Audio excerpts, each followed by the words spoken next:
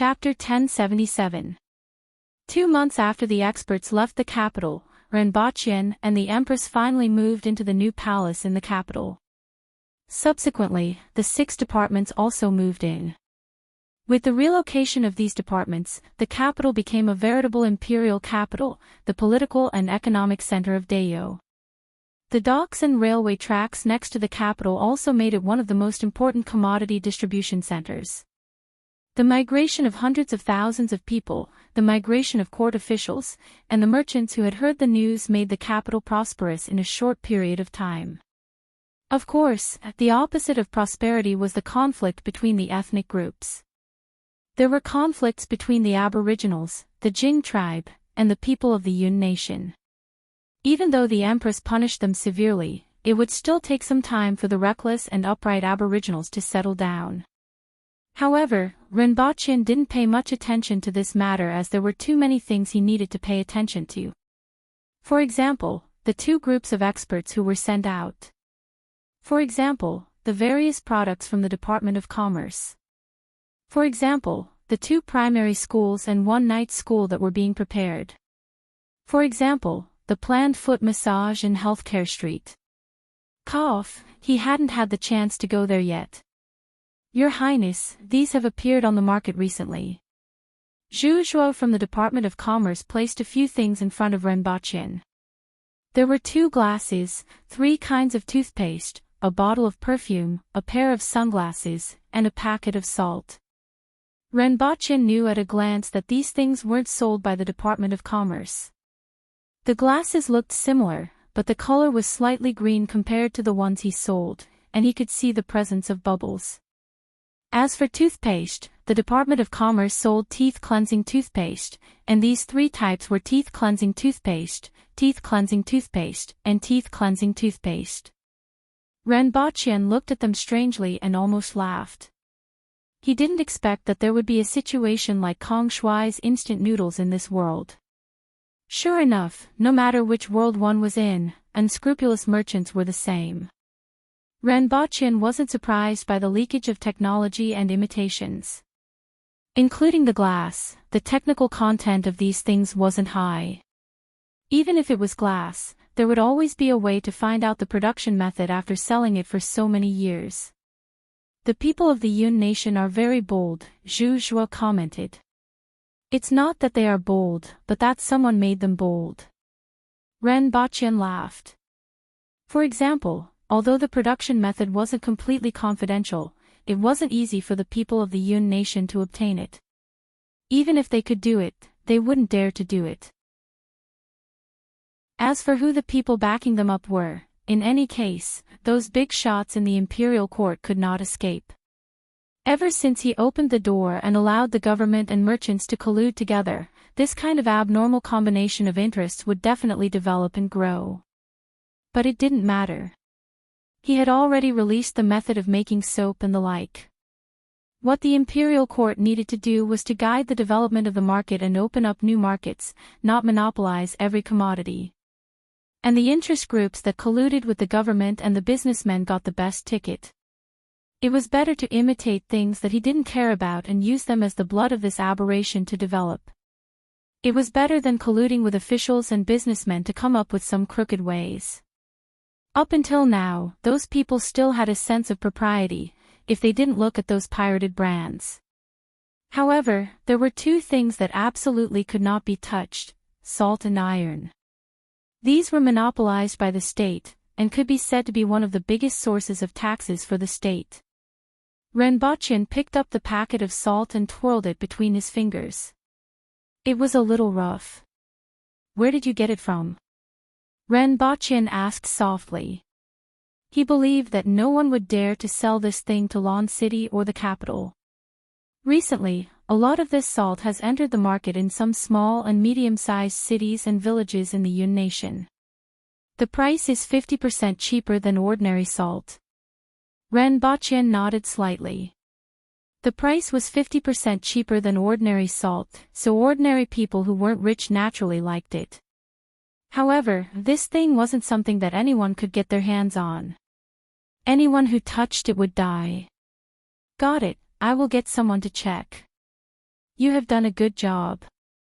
As for the other things, let them sell them. After that, we will gradually reduce or even close down the toothbrush, toothpaste, soap, perfume, and glass factories to develop other projects, Renbochin said. The glass factory is also going to be reduced. Zhu Zhuo was a little surprised since the profits of the glass factory weren't low. Reduce it by half. Renbochin naturally knew that the glass factory could still bring in a lot of profits, but he really didn't have that much manpower on hand. The business was getting bigger and the manpower was getting more and more scarce. In any case, he had already made the most money. Now that someone had successfully imitated it, more imitations would soon appear on the market. Instead of competing with them, he might as well reduce the number of glass factories and only keep some factories with the highest profits, such as silver mirrors, or some factories that produced cans. The manpower from other factories would be transferred to participate in other projects. Even though the glass factory was owned by the royal family, the Ministry of Work still owned 30% of the profits. He had to inform Tong Xinye about the reduction of the glass factory. By the way, you don't have to shut down the glass factory in Cliff City, Renbochin reminded. Cliff City was by the sea and was one of the 3 major estuaries of the Yun nation. At present, Renbochin was asking someone to calculate the situation of the seafood in the East Sea. He was preparing to make these seafood into canned food. Especially things like kelp and seaweed, which were produced in large quantities and were cheap. They could replace vegetables and were rich in nutrients, which was the best. In his vision, the canned fish would be sold to the Yun nation, and the canned aquatic plants would be sold to the mainland of Dayou. Understood, my lord. Zhu Zhuo was an overseas returnee who took the initiative to seek refuge with Renbochin. He would support all of Renbochin's decisions and would at most raise some of his doubts. Regardless of whether Renbochin answered or not, he would resolutely carry them out. After dealing with the matters of the Department of Commerce, he summoned an official from the Department of Education to inquire about elementary schools and supper. There were 2 primary schools, one for Aboriginal youths, and the other for Jing tribe and Yun nation youths. In addition to the construction of the campus, there was also the problem of teachers. Although there were intelligent robots, some teachers were also needed. Renbochin already had plans for these teachers. They were the students who would graduate from the high school department at the end of the year. Half of these students came from ordinary families, and it was estimated that most of them would enter various departments. The teachers would be selected from this group of students. In addition to the construction of the campus and teachers, the most important issue was how to get the commoners to send their children to elementary schools. One had to know that not everyone in this world would eagerly send their children to schools when they saw the enrollment. For most people, schools weren't their goal. Even if they didn't have any tuition fees. For ordinary people, literacy wasn't the first choice. This was the case even in some poor places in China a few years ago. Parents were more willing to let their children do housework within their abilities to reduce the burden of the adults. When they were older, they would go out to work early to reduce the pressure on the family. Although this world was different, there wasn't much of a difference. If their aptitude was good, they would rather let their children practice martial arts or learn how to hunt. This was the case in Lon City in the past. With the development of the school and the emergence of various new products in recent years, the thoughts of the commoners in Lon City had changed a little. However, the Aboriginals in the capital had all moved out from the 60,000 mountains and didn't have any concept of going to school. Knowledge could change one's fate. That was nonsense. Fists were the hard truth. Therefore, Renbochin had to put in a lot of effort to get them to send their children to school. Baidu search 081 Chinese network yen. No advertising words. Chapter 1078. 2 months later, Renbochin finally took the time to experience the brothels in the capital. The brothels in the capital were much larger than those in Lon City. Lawn City only had the 4 major courtyards, but the brothels in the capital had many chambers of commerce from the Yun nation. The atmosphere was completely different from that of the 4 major courtyards, and it naturally attracted many Aboriginal officials and children of officials. After all, many people liked new things. Furthermore, the 4 major courtyards had already stopped doing prostitution under the order of the Empress, and the girls there could say, "I sell my body, not my skills." Wrong, they sold their skills, not their bodies. The brothels in the capital sold both their skills and their bodies. Renbochin had heard about it several times and couldn't help but be tempted. He didn't do anything and just went to take a look. He made an appointment with Tong Jinye and a few officials from the Ministry of Works. Although his relationship with the other ministers of the 6 ministries was much better, it was still the most convenient to go with Tong Jinye when it came to prostitution. The friendship that came from this wasn't something that others could compare to. Moreover, he could take the blame at critical moments. The brothel street was called Zhangtai Street, which was located on the 3rd Ring Road. Renbochin walked on it with 2 guards. It was a little early at this time, so there weren't many people on the street. Both sides of the street were different from other places.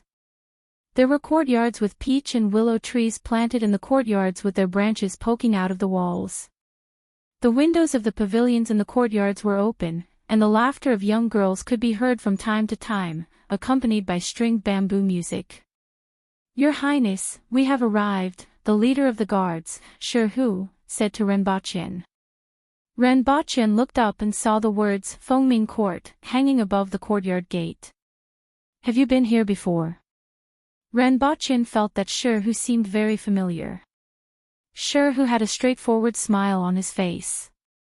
Renbochin shook his head slightly. This bunch of guys with thick eyebrows and big eyes. None of them were good people. "Lead the way." Renbochin snorted. The 3 of them were dressed casually, and Renbochin was wearing a coffee-colored silk robe. This kind of expensive clothing wasn't rare in the Yun nation. Many important family members and wealthy merchants wore this kind of clothing. However, only officials or children of officials would wear this kind of clothing here, and they would have a strong family background. "Gentlemen, please come inside. Do you have a lady you like?" Immediately, a manservant welcomed them with a smile like a blooming flower. "Let's take a look." Renbochin's expression didn't change. He had an appointment with Tong Jinye, but it wasn't time yet. He also wanted to see what the brothel in the Yun nation was like. As soon as they entered the main hall, a brothel keeper approached them with a smile. She was about 30 years old and was very charming. She recognized the leader of the 3 at a glance. Renbochin wasn't looking at her. Instead, he was looking at the stage in the middle where an unknown play was being performed. The opera singer didn't have much makeup on her face, but it could be seen that her original appearance was quite outstanding. She had a curvaceous figure and a clear voice. Renbochin took a few glances at it, found a place to sit down, and got someone to serve a pot of wine and dried fruits. He then sat at the side and admired the food. After all, he had never seen such a play before. The most common dance in the palace was the Wild War dance, as well as some dances of the Jing tribe. The most popular dance at the palace banquets was when a few bare-chested big shots competed in the Black Tiger Steel's Heart and the groin-lifting kick. After watching for a long time, it was time for Renbochin to get someone to bring him to the room he had booked. He didn't expect the room to be on the 2nd floor with windows on both the inside and outside. If he had known earlier, he wouldn't have had to sit downstairs. Fengming Garden. Where is that place? The Empress snorted after listening to the guard's report. Tong Jinye, that fellow, doesn't learn from his mistakes.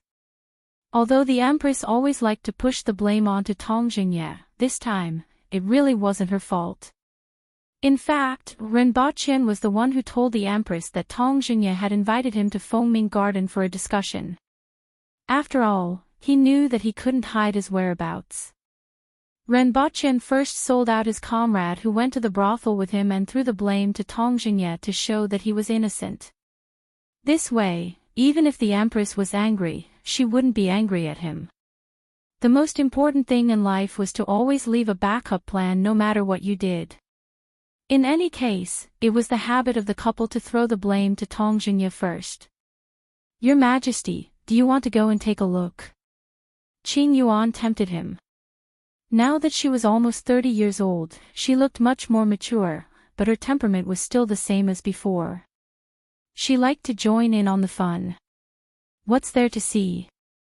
The Empress waved her hand. She trusted Renbocchen quite a bit. Usually, Renbocchen didn't have the habit of going to such places. The main thing was that his kidneys weren't good. Even if he had the heart and the guts, he didn't have the strength to do it. Qing Yuan felt a little regretful that she hadn't left the palace for some time. After watching a movie, the Empress heard someone reporting, "Your Majesty, the princess is missing." The Empress rubbed her eyebrows.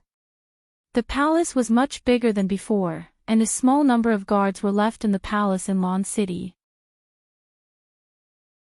Now, there was a shortage of guards, and it was getting harder and harder to keep an eye on Erhua. In the past 3 months, this wasn't the first time. "Let's go to the night market and inform the Public Order Bureau to search in the city." Not long after, there was news that the princess was found near Zhangtai Street. Erhua looked at the pedestrians and the courtyards on both sides of the street with an excited expression on his face. Her father wasn't back today, and her mother didn't care about her, so she simply went out for a walk. She originally wanted to go to the night market. She was still concerned about the liveliness of the night market and might be able to see her subordinates. According to her father, more than half of her subordinates had come to the capital. She didn't expect to end up in a place that she had never been to before. However, this place wasn't bad either. There were many people, and the courtyards on the side were beautiful. The environment here was much better than the night market, so she strolled around in peace. Such a beautiful little girl appearing on the street naturally attracted the attention of many people. However, she didn't care. Instead, she curiously looked at everything around her. Finally, she saw the most beautiful courtyard with the most people and walked in. The music coming from inside was very pleasant to the ears. As a result, she was stopped at the door. "Young lady, this isn't a place for you," the manservant in front of the door said with a smile. "Why?" "I want to go in and take a look." Erhua raised an eyebrow. There wasn't a place in the capital that could stop her. "Oh, young lady, don't make things difficult for me. If I let you in, won't I die?" the manservant begged when he saw her barging in. There were many officials in the capital, and this young lady didn't look like a child from an ordinary family. If her family found out that he let her in, wouldn't he be beaten to death? Seeing his begging look, Erhua's heart softened. She stomped her foot and said, "Forget it, I'm not going in." As she spoke, she even rolled her eyes. The manservant felt as if he had been pardoned. Erhua found an empty corner and smiled. "You guys won't let me in, but I'll go in anyway. Let's see what this place is." She flipped over the wall and leaped over. Baidu search 881 Chinese network yen. No advertising words. Chapter 1079. Beside Renbocchen were 2 slender girls who were about 17 or 18 years old. Although they weren't very old, they were extremely beautiful, gentle, and charming. Their every move was seductive. It was no wonder that Fengming Garden had gained such a reputation in the capital in such a short period of time. Besides Renbocchen, there were also Tong Jingye, Feng Ho, Gui Hong, and other officials from the Ministry of Works in the room. All of them were bold and had 1 or 2 girls beside them. Compared to the others, Renbocchen was much more restrained. At most, his hands would occasionally touch the bodies of the 2 girls beside him. He didn't think too much about it. Although domestic flowers weren't as fragrant as wildflowers, the difference between domestic flowers and wildflowers was too great, so he wasn't really interested. At most, his mind was focused on drinking and chatting. While everyone was chatting and laughing, they heard cheers coming from outside the window. Renbachien's ears twitched and heard an extremely familiar voice among the cheers. It couldn't be helped because the voice wasn't soft. Even in the midst of all the noise, he could still distinguish it. Renbachien's expression suddenly became strange. It can't be, right? Renbachien's expression changed slightly. He got up and walked to the window to find the owner of the voice. "Young Master Ren, what are you doing instead of drinking?" Tong Jingye laughed as he hugged the two girls in his arms. In fact, Tong Jingye, Feng Ho, and Gui Hong were the same. At most, they could touch and hug women, but they couldn't do anything else. These girls from the Yun nation were like the most fragile flowers that couldn't withstand their bodies. Even if they could control their bodies, they couldn't control their essence. Even a manual expert couldn't withstand it. Moreover, these girls had only learned some superficial martial arts and weren't even at the manual level. What they enjoyed was the gentleness and charm of these girls. "It's fine. It's quite lively down there." Renbachien waved his hand and looked down. It didn't take long before he saw a person who definitely shouldn't be here. She was standing on a stool and clapping her hands with a face full of joy. Renbachien's expression immediately turned ugly. Honeysuckle actually came here. A dignified princess actually came to a brothel. If this were to be known by those big mouths behind him, the news would spread throughout the imperial court and become a laughing stock. Renbachien's face was gloomy and uncertain. He was pondering how to avoid being discovered by those big mouths behind him. He wanted to chase Erhua out and deal with her when he got back. Fortunately, Honeysuckle had snuck in, and he was making a big fuss. The people in the brothel noticed him, and a few of them immediately went over to ask. No one knew what the two sides said, but Honeysuckle instantly attacked. He punched a few people who looked like guards and knocked them to the ground. He stood there arrogantly and looked down on the other side. In this aspect, Erhua was very similar to the Empress. If they could use their fists, they would definitely not use their mouths. When faced with a problem, their hands were faster than their brains. Knocking over a few guards was a small matter, but it caused quite a commotion below. Almost everyone noticed the little girl standing on the stool. Even the woman playing the musical instrument on the stage had her eyes fixed on him. After all, no matter how he looked at it, this little girl did not look like a guest who should be here. The brothel keeper naturally brought a few more guards over, but she didn't dare to make a move.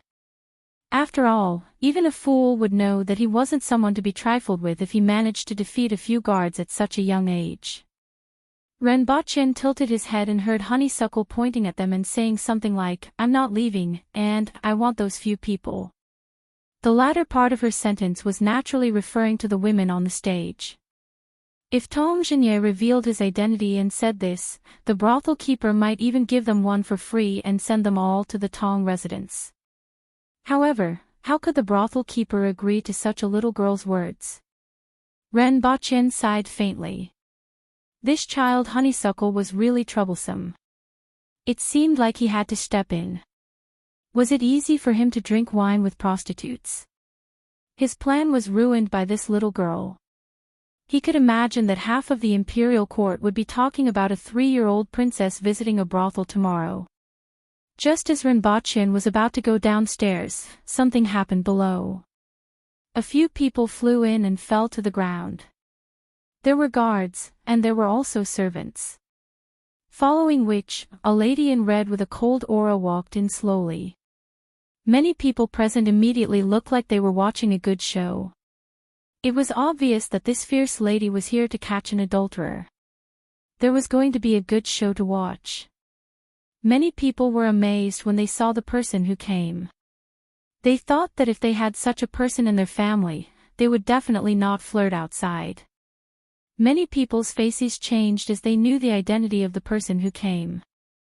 Renbochin could only smile bitterly at this time. The family of 3 was reunited in a brothel. In all his years of living, he had never seen anyone bring their family to a brothel. When Honeysuckle saw the Empress come in, she immediately shrank her neck, rolled her eyes, and tried her best to hide behind someone else. However, how could she hide from the Empress? In a flash, she appeared beside her and pinched the back of her neck with one hand as if she was holding a little chick. Her other hand slapped her butt. Renbochin heard the slap even from the second floor. Honeysuckle's facial features twitched, and she tried her best not to cry. This slap from the Empress would cause her butt to be swollen for at least 3 days. Renbochin shook his head slightly and returned to his original seat while the Empress wasn't paying attention. "What interesting thing did you see? Tell me about it." Tong Jinya laughed when he saw Renbochin standing there for a long time. "I didn't see anything." Renbochin shook his head. "If you didn't see anything, why are you still standing there for such a long time? Could it be that you have taken a fancy to a lady?" Tong Jinya laughed at the top of his voice. "Do you want me to arrange something for you?" "Sure." It wasn't Renbochin who said this. A lady in red suddenly appeared in the room. She tossed the 2 ladies beside Renbochin to the side and sat down beside him with Honeysuckle in her hand. "Sir Tong, you must arrange something for me. If you don't..." The Empress sneered. The atmosphere was very awkward. The Empress, Zhao Prince Consort, and the princess were all present. Renbochin covered his face and didn't want to look at Tong Jinya. Feng Ho, Gui Hong, and the others all looked down. "Ha, ha, ha, I was just joking." Tong Jinya laughed dryly. "Women aren't as fun as drinking." The Empress's face turned green. She flipped the table. The entire table, along with the dishes, was flipped toward Tong Jinya. Then, she kicked the table with lightning speed and sent Tong Jinya flying. No matter what happened, beating up Tong Jinya was politically correct. Return to the palace. After saying that, the Empress disappeared without a trace. No one saw how the Empress came in or how she left. Her Majesty has gotten stronger. She's indeed the most talented person in 1,000 years, the Empress. Feng Ho and Gui Hong exclaimed in admiration. Renbochin looked at the hole in the wall and didn't look at anyone else. With his hands behind his back, he strolled back with a bleak look on his face. For the next week, the Empress didn't attend court, and Renbochin didn't show up either. A week later, Renbochin's eyes were sunken, his face was pale, and he had lost a lot of weight. He looked like a tuberculosis patient. Set a small goal first, such as 1 second.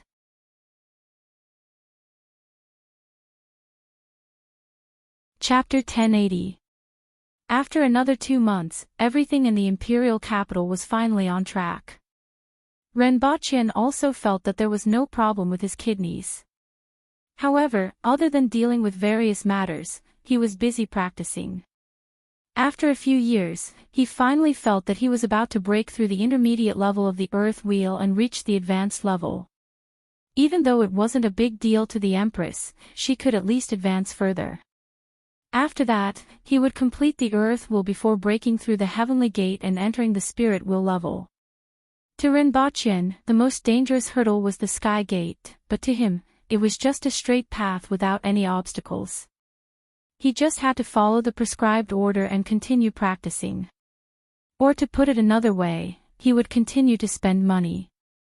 Others were cultivating, but he was completely using medicinal herbs.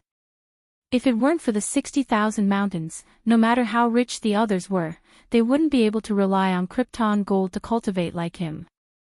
Renbochin felt that he should send someone to find the second half of the ancient scroll of methods. He had asked the rearguard commandery to search for him, but there had been no news. This time, he was going to send Du Laolu to search. After all, Du Laolu was a contestant who could answer all the multiple-choice questions correctly based on his luck. This kind of luck was like a godsend when doing many things. Perhaps he could really find what he was looking for. At the same time, the experts led by Li Fu spent a lot of effort to deal with the cardinal heaven-level beasts that had mutated due to radiation. They finally arrived at the depths of the 60,000 mountains and met up with Qi Ziding. Radiation-mutated beasts were very difficult to deal with. Under normal circumstances, cardinal heaven-level beasts were much stronger than ordinary spirit wool experts, but they were much weaker than spirit wool experts with heaven-grade weapons. However, these mutated beasts weren't any weaker than spirit wool experts who had condensed heaven-grade weapons. They completely relied on their physical bodies, and their physiques were tyrannical and extremely difficult to kill. The original 6 people who had attacked turned into 12, and it took some effort to kill them. On the one hand, Rinpoche sent more people to guard the area. On the other hand, he also decided to avoid dropping nuclear warheads in places like the 60,000 mountains in the future. Vicious beasts, which were already powerful in the first place, became even more difficult to deal with after the mutation. If they were not restrained, who knew what kind of monsters they would create in the future? After Li Fu and the others met up with Qi Ziding and the others, they headed straight for the village of the foreign races. The first was the Thunder Barbarian tribe. This was a race that was as stubborn as the Aboriginals. Their appearances were slightly different from humans. They had 2 horns on their heads, and from this point, it could be seen that they were even more iron-headed than the Aboriginals. Most importantly, they had a certain level of mastery over thunder and lightning. At present, they were the only foreign races that had mastered the natural elements. Li Fu and Qi Ziding gathered together. There were 70 spirit wool experts and more than 30 cardinal heaven experts, which added up to more than 100 people. The last time they attacked the Naga race, there were less than 20 spirit wheel and cardinal heaven experts. This time, there were 4 times that number. Furthermore, there were experts like Li Fu, who had reached the heaven and earth domain level. The night was still a sneak attack. Dozens of experts attacked different parts of the village. However, before they could rush in, the house in the middle exploded. A man with 2 horns on his head and a height of more than 2 meters let out a thunderous roar. "Who is it? All of you, get lost." Before he finished speaking, he was surrounded by lightning and pounced toward the people in the village. With a series of explosions, the experts of the Thunder Barbarian tribe rushed out of the houses. There were only 100 people in the village, but there were nearly 20 cardinal heaven-level experts. This was a terrifying ratio. Clang! The chief of the Thunder Barbarian tribe was stopped in midair, and both sides exchanged blows before both were sent flying. Li Fu held a short rod in his hand. His face was black, and his hands were numb. The moment they exchanged blows just now, he remembered a principle. Iron rods could conduct electricity. The chief of the Thunder Barbarian tribe was repelled. His eyes widened, and he saw that every expert of the Thunder Barbarian tribe was besieged by more than 2 experts of the same level. He immediately roared, and his body grew bigger. His muscles bulged as if he was wearing a suit of armor. The lightning on the surface of his body also became brighter. He raised the iron rod in his hand and smashed it toward Li Fu. Die! Li Fu didn't fight him head-on. He turned his body and pointed the short rod at the other party's shoulder.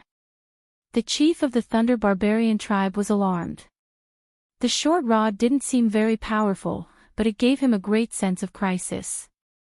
He immediately swept the iron rod over, and a layer of lightning appeared on the iron rod. The 2 of them exchanged a few blows, but Li Fu didn't fight him head-on. However, there were continuous screams in the darkness. This time, the elites of the human race were besieged by 2 or 3 people. The experts of the Thunder Barbarian tribe fell one after another, and the ordinary people were all suppressed in the first wave of attacks. In less than 7 or 8 minutes, only the chief of the Thunder Barbarian tribe was left. Hundreds of experts hid in the dark to watch the battle between Li Fu and the chief of the Thunder Barbarian tribe. This was the first time they had seen a battle of this level, and they all wanted to gain something from it. The eyes of the chief of the Thunder Barbarian tribe were blood red, and he stared at Li Fu with murderous intent. Every strike of the long rod in his hand was accompanied by a gust of wind and lightning. "Abandoned race, all of you must die." The roar of the chief of the Thunder Barbarian tribe made many people look murderous. If Li Fu hadn't spoken, they would have already attacked him.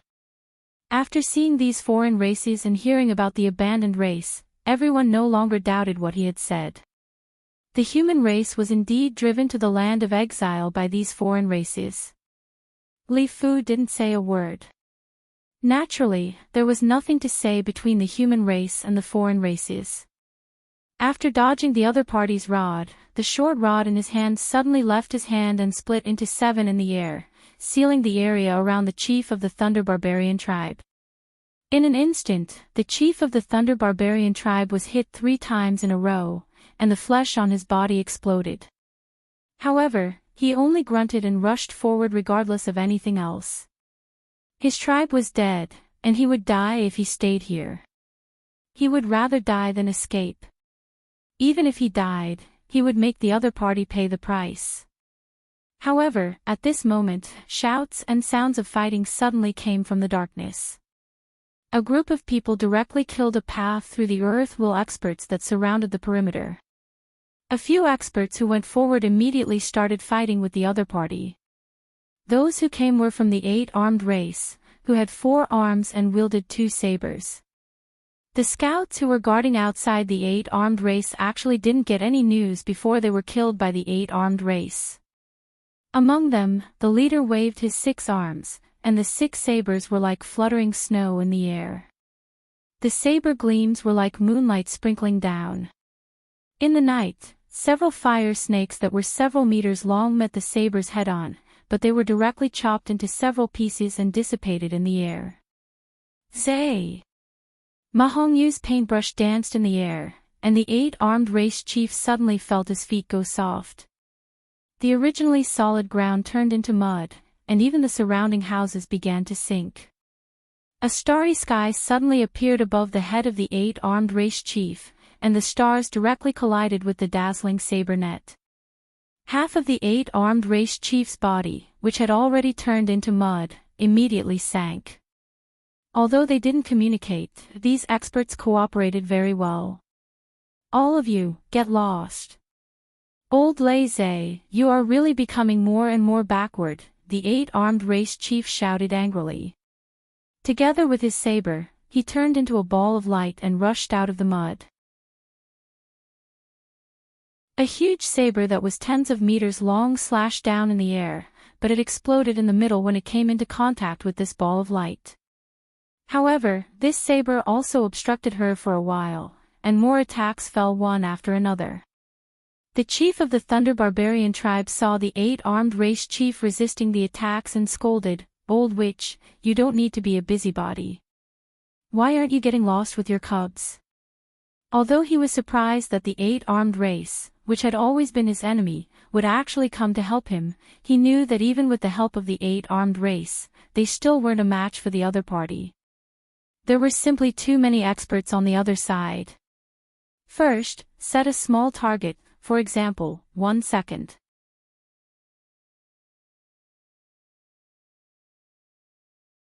Chapter 1081. Renbochin received the intelligence report with a gloomy expression. There weren't many changes in the purge of the Thunder Barbarians' village. The village was destroyed, and the chief of the Thunder Barbarians was killed. Even the sudden appearance of the 8-armed race wouldn't change the overall situation. After all, they were the elites of the entire human race. If they couldn't even destroy 2 foreign race villages, the human race could forget about going back. 1 spirit will expert and 1 cardinal heaven expert each died, and 6 were seriously injured. The main casualties were at the hands of the chief of the 8-armed race. More than 60 Kismet Heaven experts died, and nearly 100 were seriously injured. These losses were bearable. The chief of the 8-armed race didn't manage to escape and died of exhaustion. The most troublesome thing was that the 8-armed race had scattered their people in advance. Although the Aboriginals had killed a group of them, no one knew if there were any who had escaped. If there were any who had escaped, the human race might have to face the foreign races in advance. As for the time, it depended on how long it took for the news to travel from the depths of the 60,000 mountains to the foreign races.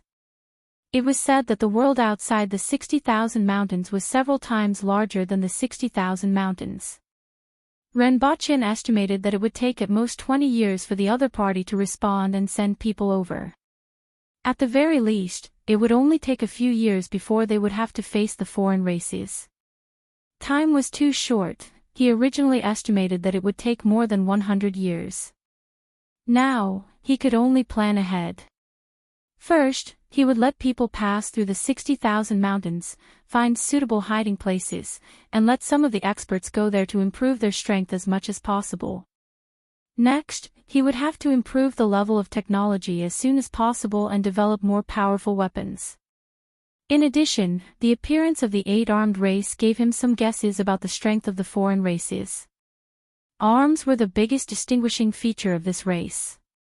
Ordinary people with 2 arms were at the Kismet Heaven level, those with 4 arms were at the Cardinal Heaven level, and those with 6 arms were at the same level as Lifu. The Aboriginals called it Longevity Heaven. If it had 8 arms, then it must be a level higher than that.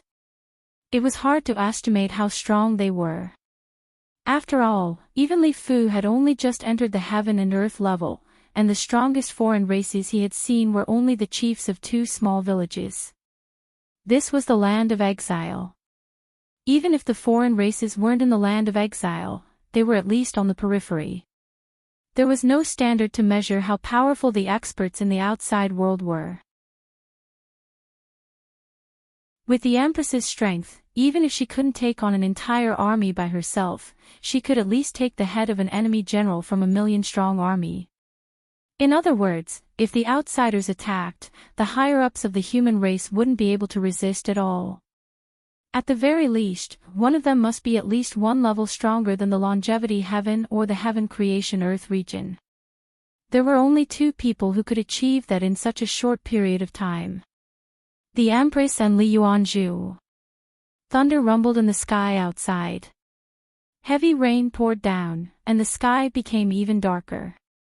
However, Rinpoche, who was in the room, wasn't affected much. After pondering for a moment, Rinpoche took the umbrella and returned to his bedroom. Halfway there, his lower body was drenched. The Empress wasn't watching the television series. Instead, she was reading a book attentively. The Empress had also seen the report that Rinpoche had seen.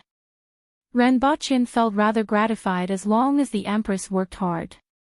Even if the Empress slept, her strength would increase. As long as she put in some effort, there would still be hope for the human race. Without disturbing the Empress from reading, Rinpoche walked to the back of the Empress and took a glance at the pictures in the book. He reached out to take the book and looked at the cover, 36 Skills of Rope Techniques. Rinpoche was deep in thought. He flipped the book from cover to cover, looked at the Empress, and asked, "Your Majesty, what is this?" "You will know tonight." The Empress glanced at him charmingly. Rinpoche opened his mouth in surprise and asked, "Your Majesty, is this the time to read this? I will be able to break through in half a year." The Empress said faintly, "You will need at least another 10 years to reach the spirit will level. Do you know what this means?" Rinpoche looked embarrassed and said, "It means that you will be a widow for 10 years. Pfft. The Empress spat at him and stretched, showing off her perfect curves. That dual cultivation technique is indeed beneficial. Otherwise, how could you have reached the advanced level of the earth will level so quickly? It's the same for me. Although I have been suppressing it and haven't broken through, my essence blood has become more condensed. I won't be able to suppress it for another half a year. Take advantage of this time to do dual cultivation again. After that, it will be up to you. Ren Baqin was speechless. In fact, he had benefited a lot more than the Empress. After every pair cultivation session, he would receive a surge of vital energy that would wash through every cell in his body. This energy would then be stored in every part of his body for his needs during cultivation. Otherwise, it would be good if he could reach the advanced level of the Earth will level in another 10 years. This was why the Empress had been suppressing her strength. But what does it have to do with this? Ren Baqin patted the 36 skills of rope techniques in his hand. He could understand why the Empress was suppressing her strength and dual cultivation. However, what did it have to do with this thing? It can make me happy. The Empress got up and poked his cheek with her finger. It's very important for me to be happy. The future is too dangerous, and you are too weak. Therefore, from today onwards, you will have to undergo special training. Ren Baqin scratched his bald head. Special training again. His focus was no longer on the 36 skills of rope techniques. He had been beaten up by Tong Lan for several years. He had just relaxed for 2 years, and it was starting again. Who was his opponent this time? Dual cultivation, once every 7 days from now on. Ren Baqin almost spat out a mouthful of blood. Dual cultivation, once every 7 days. 7 days at a time. Is this your special training, Your Majesty? Your Majesty, haste makes waste. Ren Baqin immediately said righteously. I feel that once a month is enough for me to improve. You need special training. I said it. Dual cultivation, once every 7 days was just something the Empress said. According to the condition of Ren Baqin's body, the recommendation given by the medical bureau was to have dual cultivation, once every 10 days. Furthermore, it required a large amount of precious herbs to barely support Ren Baqin's body. For the next 6 months, Ren Baqin had been undergoing special training. Every 7 days, he could only drag his weak body to deal with various matters like a tuberculosis patient. Even with the nourishment of various precious herbs, Ren Baqin's weight visibly decreased. He had dropped from more than 150 kilograms to 150 kilograms. One had to know that Ren Baqin's skeleton was much bigger than before. His entire body was filled with muscles. At 150 kilograms, Ren Baqin's body was like fine steel. Every bit of impurities had been completely removed, and his skin and muscles were more compact. His body's defense had increased by more than 1 level. His body had accumulated a large amount of essence energy, and every cell was filled with this extremely vigorous essence energy. If one didn't look at Ren Baqin's expression, the effects of this special training were indeed extremely significant.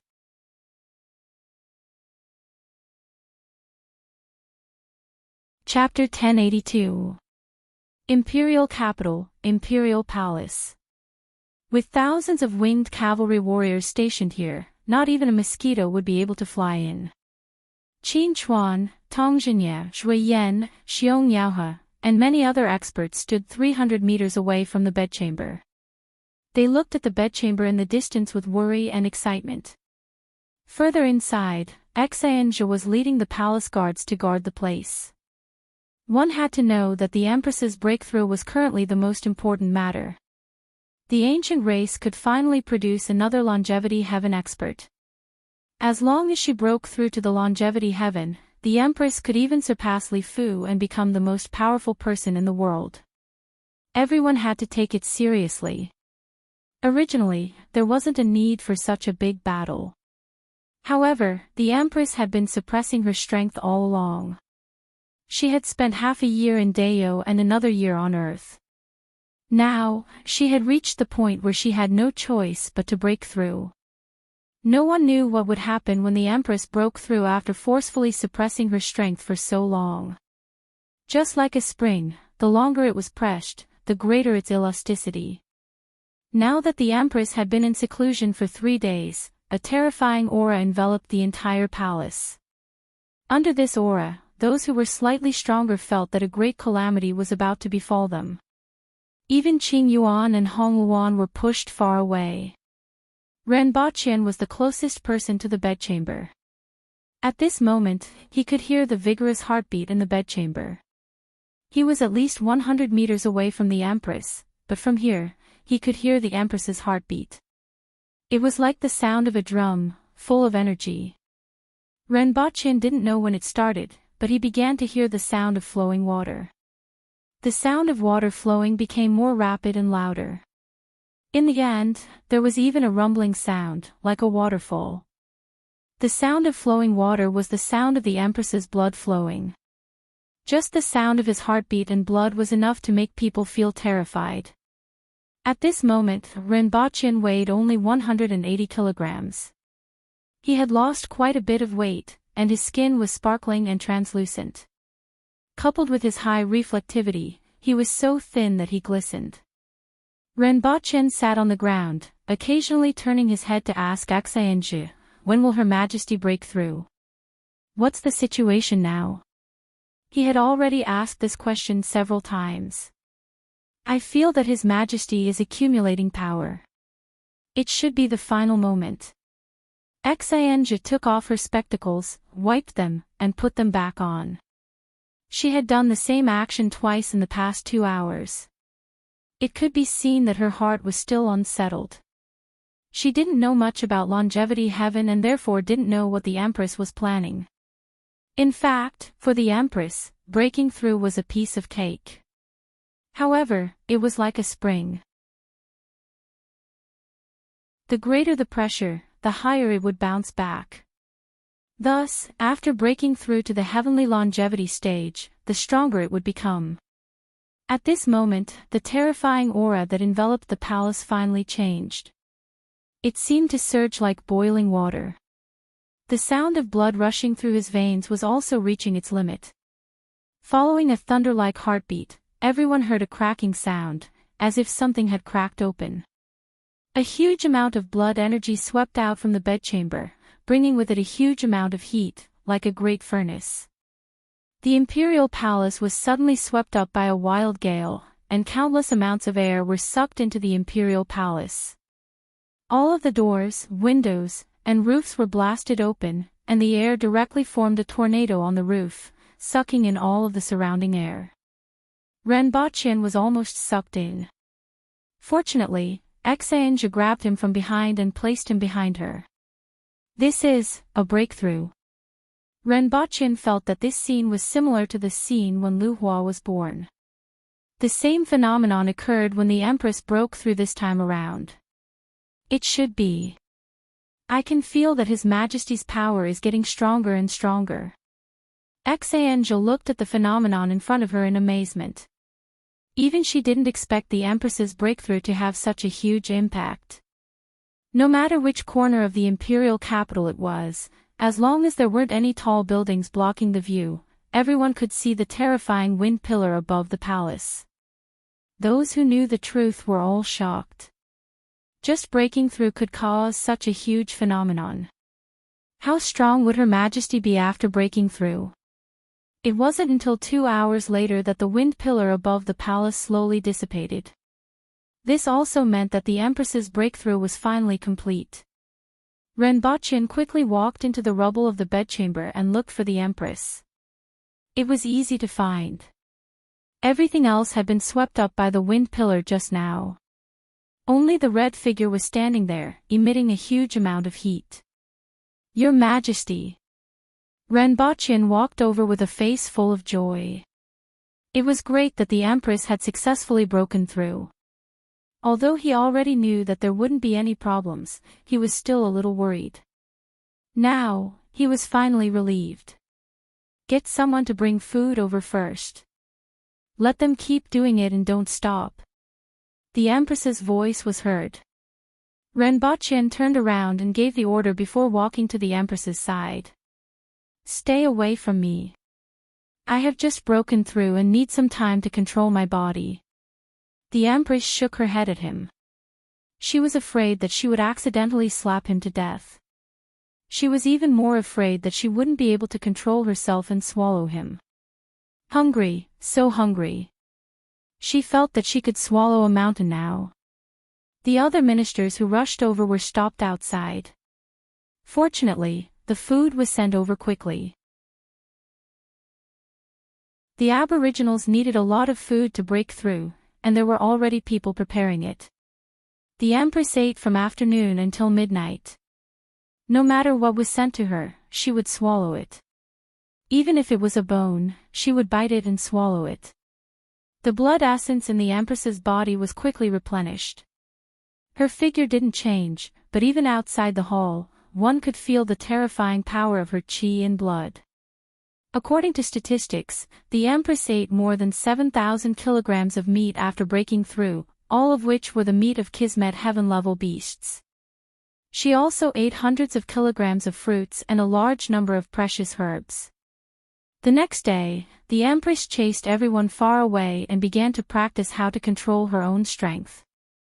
From afar, Rinpoche saw with his own eyes that the arena, which was 100 meters wide and 1.5 meters tall, was turned into ruins by a punch from the Empress.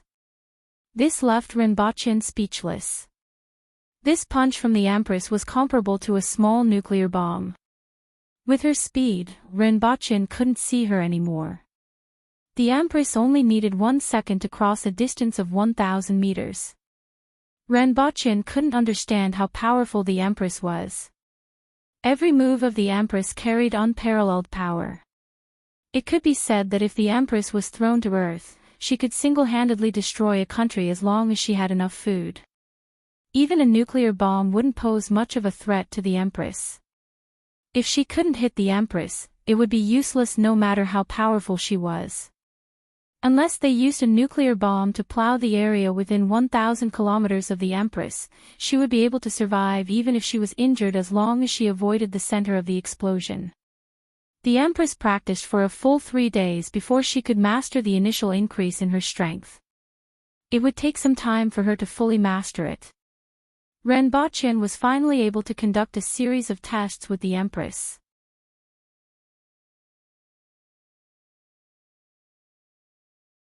Chapter 1083.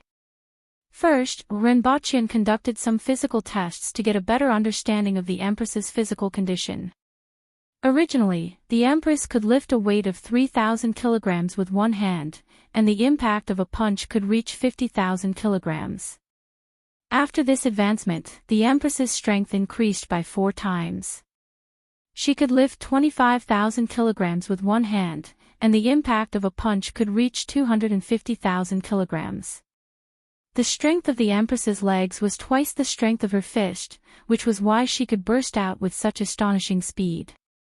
The Empress's speed could reach 3 times the speed of sound. In contrast, the Empress had a strong physical body. In the past, sniper rifles and armor-piercing bullets could penetrate her skin at a distance of 500 meters, but now, guns and ordinary kinetic weapons were completely useless against her. As for higher-level weapons, they couldn't be tested. After all, Rinpoche couldn't use missiles to bomb the Empress. Furthermore, missiles were useless against the Empress. Regardless of whether it was shock waves or fragments, they couldn't penetrate her defense. As for weapons like fuel-air bombs, even ordinary people could survive them. The greatest lethality came from the flames and suffocation. These kinds of weapons posed no threat to the Empress. Probably only the high temperature produced by nuclear fission could pose a certain degree of threat to the Empress. However, Rinpoche couldn't throw a nuclear bomb at the Empress. As for her reflexes, she could easily shoot down bullets with a bow and arrow. In the past, she could catch bullets with her bare hands. Now, she had advanced a step further. Catching bullets with her bare hands and shooting bullets with a bow and arrow were 2 completely different concepts. The Empress immediately fired a chain of 50 12.7mm anti-air machine gun bullets. She was even able to do it with ease. After that, Rinpoche asked someone to test the Empress's hair and dander in the laboratory. The Empress's hair would only curl at 1000 degrees Celsius and burn at 1200 degrees Celsius. As for the dander, it would only change when it reached 1500 degrees Celsius. This was just a little dander taken from the Empress's body. As for the Empress's skin, it was supported by her blood and had a higher resistance. Finally, Rinpoche also tested the Empress's epidermal cells and blood and discovered something extremely shocking. The Empress's cells were extremely exclusive and aggressive. They swallowed all foreign substances and proliferated. Most of the viruses and toxins tested could only become nutrients for the Empress's cells. It could be said that most biological and chemical toxins had no effect on the Empress. If he did, he probably ate some snacks. Previously, Rinpoche had tested that Earth-will experts already had a certain level of resistance to some common poisons. For example, when the Empress used sarin gas in the 9 pavilions, ordinary people almost didn't have any chance to react. However, Earth-will experts could already persevere for 1 to 2 minutes, and Spirit-will experts could even survive for 10 minutes. It was just that most of their essence energy would be used to resist the poison, and their strength would be greatly reduced. The bodies of the Aboriginals were stronger, and the resistance of Kismet Heaven and Cardinal Heaven experts was much stronger than that of Earth Wheel and Spirit Wheel experts. As for the Longevity Heaven, most of the poisons had lost their effects and could only serve as an additional meal. From the results of the test, it could even be said that the Empress was only wearing a layer of human skin, and her essence had already completely evolved. The results of the test were shocking. If the Everlasting Heaven had such a terrifying strength, how powerful would it be above the Everlasting Heaven? Furthermore, the Empress wasn't considered to be at the top in Longevity Heaven. Longevity Heaven was divided into 4 levels, and the Empress had suppressed her strength for so long. After breaking through, her irresistible strength had increased greatly, even surpassing Li Fu's. However, she was only at the 2nd level of Longevity Heaven. Rinpoche began to feel that he had thought too simply. Nuclear bombs were indeed lethal to ordinary foreign races, but they weren't much of a threat to Longevity Heaven experts. Unless the other party was at the core of the explosion. However, with the Empress's reaction speed, it was almost impossible to blow up a Longevity Heaven expert. Only when the other party had just come into contact with a nuclear bomb and didn't know what it was could it kill a few of them. When the other party knew about the nuclear bomb, they could even use bows and arrows to blow it up in the air. Back then, the godly archers of Great Xia could shoot a grenade back into the wall, and the Empress could shoot down a flying sword. Rinpoche didn't believe that the foreign races couldn't do the same. After understanding the strength of the real experts in this world and discovering that the effect of nuclear bombs wasn't as desired, Rinpoche began to think about other weapons on Earth. However, after thinking about it carefully, he realized that the current weapons on Earth weren't suitable for this world. All these years, Rinpoche had been paying attention to the development of weapons on Earth. The biggest problem was that the powerful weapons were too big and too clumsy. For example, particle beam weapons. Although they couldn't be used in actual combat, there were still considerable research results. The biggest problem with such weapons were 2 points. First, they were too big. The huge demand for energy made it impossible for such weapons to be small. The charging time was too long, and it was difficult to aim at small targets that were moving at high speeds and changing directions. It would be a huge target if it was placed there. Furthermore, the particles would disperse in the atmosphere and have a very short range. As for laser weapons, they were also huge in size, but they were better than particle weapons in that they could be used for long-range attacks. However, they needed satellites in space to refract them. Not to mention the problem of satellites, this kind of attack wasn't much of a threat to experts who could move at a speed several times faster than the speed of sound on the ground. As for microwave weapons, they mainly used electromagnetic radiation to destroy electronic equipment. In fact, the development of weapons on Earth over the past few years was mostly in the direction of destroying electronic equipment. Earth had already entered the era of electronic warfare, which was completely meaningless to this world. There was only one type of weapon that was suitable for this world and could pose a certain threat to experts: electromagnetic weapons. Due to the limitations of superconducting materials, electromagnetic weapons were currently not satisfactory, but this direction was also the most likely to be realized. It seemed like Rinpoche had to fully promote the research of electromagnetic weapons on Earth. He hoped that he would be able to obtain satisfactory results. In addition, he needed a spaceship that was large enough. Even if it was a spaceship in the atmosphere, he could still escape with the Empress. This was very likely to be achieved. After all, Earth's current technology was already sufficient. They were even close to completing a lunar base and preparing to build a base on Mars. That night, there was a banquet to celebrate the Empress's breakthrough to the longevity heaven realm. Many of the court officials at the banquet praised the Empress's talent and strength, saying that she was the first in thousands of years. This wasn't an exaggeration. After all, the Empress was only 34 years old. She had broken through to the second level of longevity heaven at the age of 34, so it wasn't an exaggeration to praise her. Only the Empress wasn't very happy. She looked at everyone coldly. "Do you think I relied on my talent? I relied on hard work. When you were sleeping, I was cultivating. When you were eating, I was cultivating. When you were indulging in debauchery, I was cultivating. Of course, I have talent, but hard work is the most important factor for me to be able to reach this stage. As an important court official, you have to work hard like me when you are about to face an unknown and powerful enemy. The so-called talent is just an excuse for you." Everyone, Baidu search 881 Chinese network yen. No advertising words.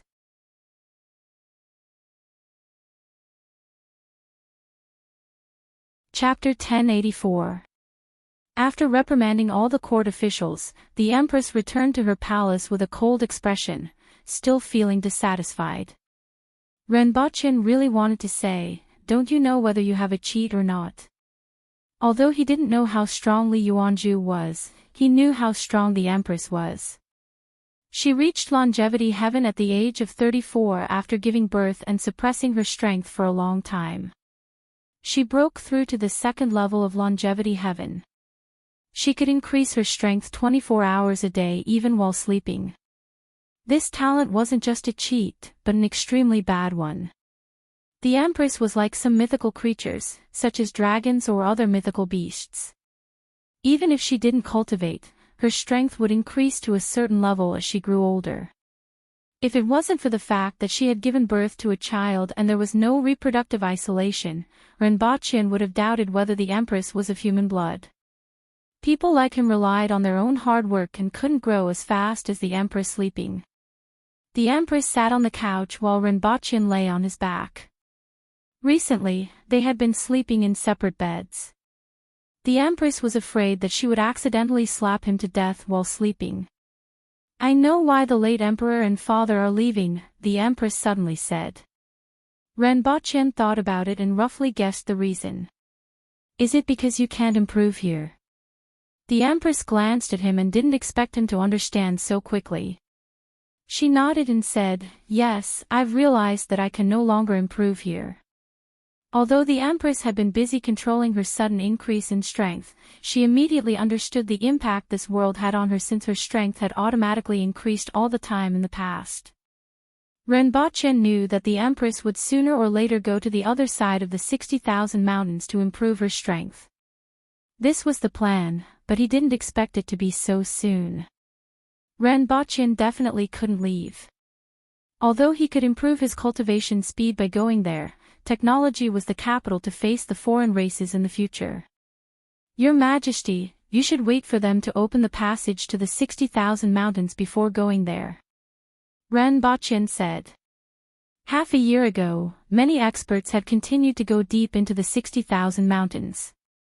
On one hand, they were looking for the possible existence of the eight-armed race, and on the other hand, they were looking for the passage to leave the mountains. At the same time, they were also looking for the villages of other races. However, the first 2 points were the most important. It wasn't expected to take too long.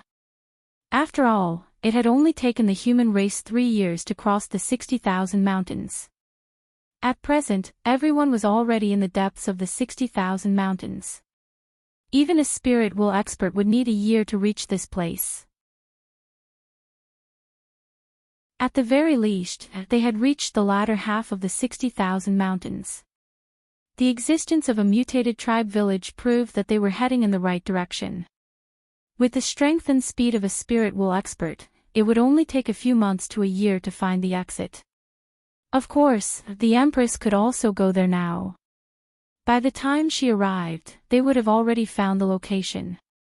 However, with her status as the Empress, she couldn't just leave as she pleased.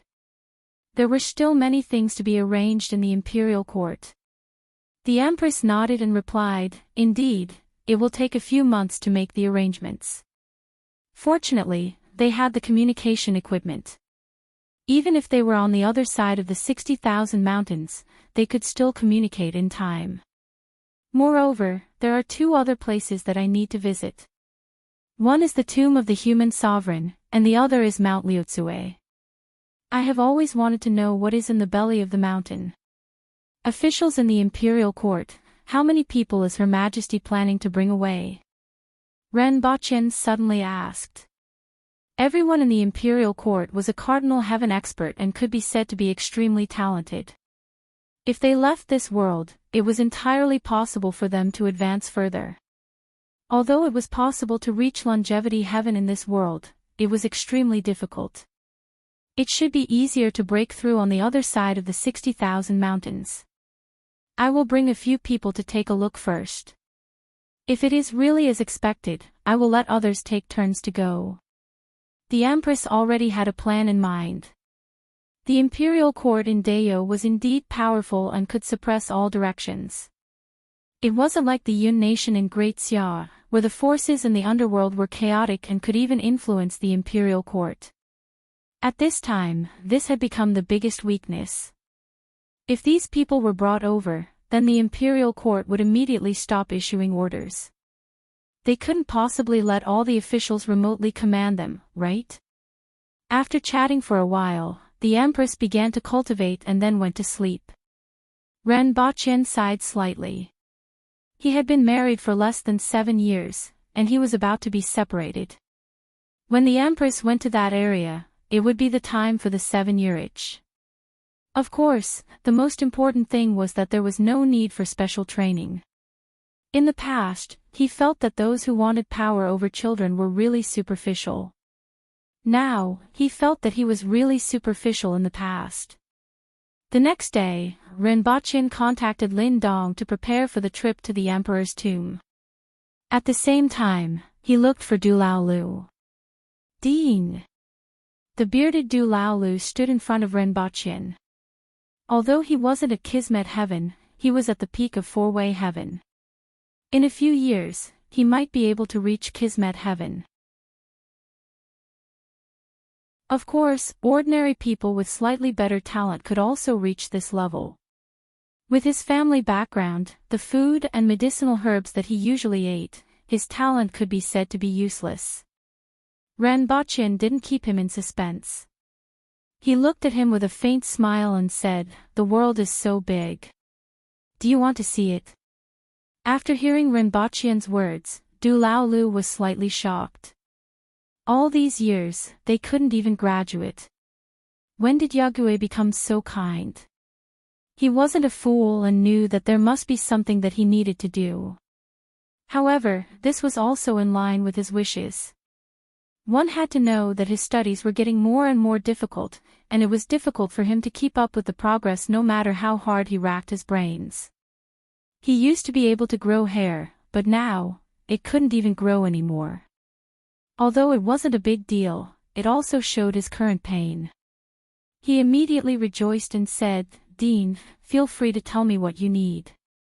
"Okay," Ren Baqin responded softly and through the re-visualization to him. "Look at this material. When you go out, pay attention to ancient scrolls made of this material and send them back when you find them. Du Laolu carefully felt the animal skin of the ancient scroll.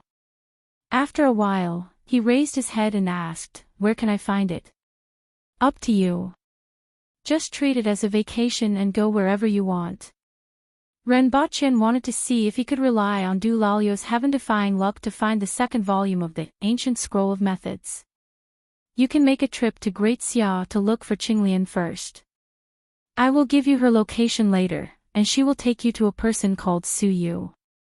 You can look for the second volume after that."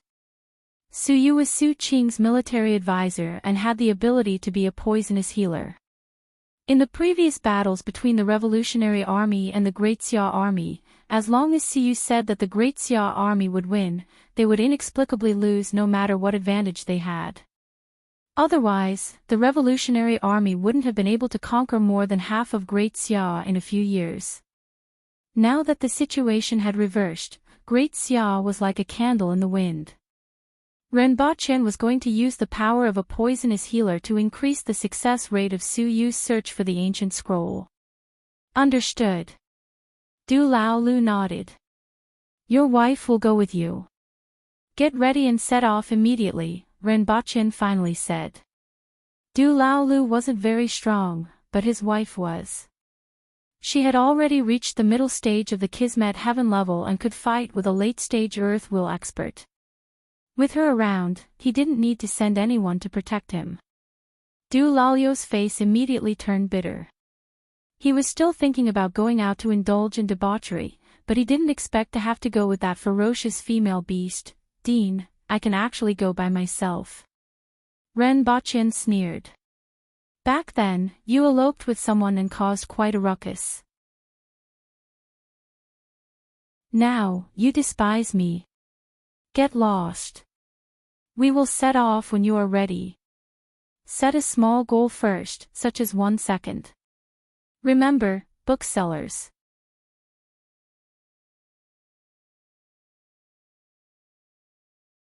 Chapter 1085. After another 3 days, the Empress was ready to set off for the Emperor's tomb. The tomb was located in the middle of Great Xia, and it was reasonable to travel light. However, Great Xia was in chaos now, and they had to pass through the territory of the Revolutionary Army before reaching the Imperial Court. The Empress didn't hide her identity and brought 1,000 winged cavalry warriors with her. Presumably, neither side would be stupid enough to provoke her. Anyway, even if they were stupid, they wouldn't be able to defeat them.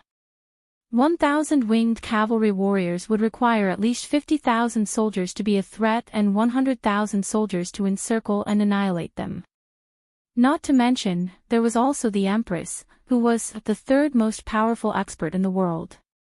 Both sides had been fighting for several years, so how could they have the strength to spare? The group of more than 1,000 people didn't carry the Empress's flag, but with her imperial carriage, the winged cavalry warriors could recognize them at a glance. Naturally, no one knew who was in this group. After more than 10 days, they arrived at the border between Dayo, the Yun nation, and Great Xia and turned north. After all, there wasn't any danger on this trip, and she was allowed to follow along to gain experience. The most important thing was that they didn't know what kind of trouble she would cause if she was left alone in the palace. Renbochin flipped through Li Fu's godly rod along the way. Speaking of which, Li Fu called it a weakness. In his opinion, everything had a weakness, and this weakness was the point of death. As long as this point was hit, even an ordinary person could break a rock with his finger. Previously, Renbochin had been tempted to understand some of this, but unfortunately, he hadn't mastered it. Now that the Empress had reached longevity heaven, her destructive power was at most a few hundred meters and could at most break a small hill. It was completely incomparable to Li Fu's ability to break a mountain with one strike. In any case, Li Fu couldn't surpass the Empress in strength. In that case, the problem lay in this rod, which wasn't much different from his strength. Even the Empress believed that this technique created by Li Fu was terrifying and could be considered the strongest attack in the world. However, the Empress didn't think that she would lose in a real fight. In any case, she didn't think that she would lose. However, this was enough for Rinpoche to get excited and pick up the secret scroll to study and practice again. Lin Dong was already waiting at the border. Both parties met up. When he saw the Empress in the imperial chariot, his heart immediately tightened and he felt a sense of panic. It was as if the person in front of him could take his life with just a wave of her hand. Even if the other party didn't do anything, his back was still drenched in sweat. The last time he met Qi Zixiao, he did not feel this way. Although she was strong, she could only make him feel a little pressured. But now, Lin Dong asked in astonishment, "President, did you make a breakthrough?" Originally, he would have called the Empress by her name. After all, she was an expert of the same level. Even if he wasn't a match for her, he wouldn't lower his status. But now, the feeling that the Empress gave her terrified her, and she subconsciously changed the way she addressed her. Furthermore, he couldn't address Qi Zixiao as Her Majesty. After all, he wasn't from Dayo. Thus, he simply called him President. In any case, Qi Zixiao was currently the leader of Go Home. "Leader Lin, you have a good eye." The Water Empress nodded. Even though he had already guessed it, Lin Dong was still shocked to hear the Empress admit it. For thousands of years, there were very few people who had reached this level. However, the person in front of him had reached this level in his 30s. His talent was truly astonishing. In fact, everyone who reached the spirit will level was a genius, and those who could condense a heaven-grade weapon were geniuses among geniuses. However, Lin Dong had no choice but to admit that they were merely geniuses of this era. Over the past thousands of years, there had been countless experts like them. People like Qi Zixiao were considered to be at the forefront even among the countless heroes over the past thousands of years. Lin Dong was both shocked and envious. At his level, how could he not yearn for a higher level? "Congratulations, President. Now, it's a joyous occasion for the human race," Lin Dong said. He didn't compliment the Empress's talent, or else she might have corrected him. "President, now that you have advanced a step further, the success rate of opening the tomb of the human emperor will be much higher." Lin Dong smiled. This was also what Rinpoche and the Empress thought. The things left behind in the tomb of the human emperor were naturally left for future generations to open. In this world, the highest level one could reach was longevity heaven or the level of opening heaven and earth. As such, there was a high possibility that one could directly open the tomb. If the Empress couldn't open it, then no one in the human race could. Seeing the Empress, Rinpoche was completely relieved. Li Yuanzhu had previously informed Rinpoche that she wanted Li Fu to make a trip. At present, Li Fu was still leading the team in the 60,000 mountains, but Qi Zixiao had also broken through to this level. Afterward, the Empress asked some questions about the tomb of the human emperor, and Rinpoche listened for a while before the team set off again. At first, Rinpoche thought that he would soon encounter the volunteer army. Even though the war was at a critical juncture and they couldn't split their troops, the volunteer army would more or less deploy some troops at the border. He didn't expect to see any sign of the volunteer army after walking for a whole day. Rinpoche thought about it and knew that it was most likely Lin Dong's arrangement. After all, he was the leader of a famous evil sect, and he still had this bit of strength. He wouldn't believe that there weren't any of his people in the volunteer army. Sure enough, Lin Dong found Rinpoche soon after. Compared to facing Qi Zixiao, it was more convenient to deal with the weak, reasonable, and intelligent Rinpoche. "I have transferred the patrolling troops away, but there are too many people ahead, so I can't hide it. To be honest, I originally thought that you would travel light." Lin Dong smiled. "Thank you, Chief Lin." Rinpoche cupped his hands and smiled. The Empress could ignore Lin Dong, but he couldn't. However, He changed his tone and asked, even if they know, what can they do? Lin Dong nodded and replied, indeed.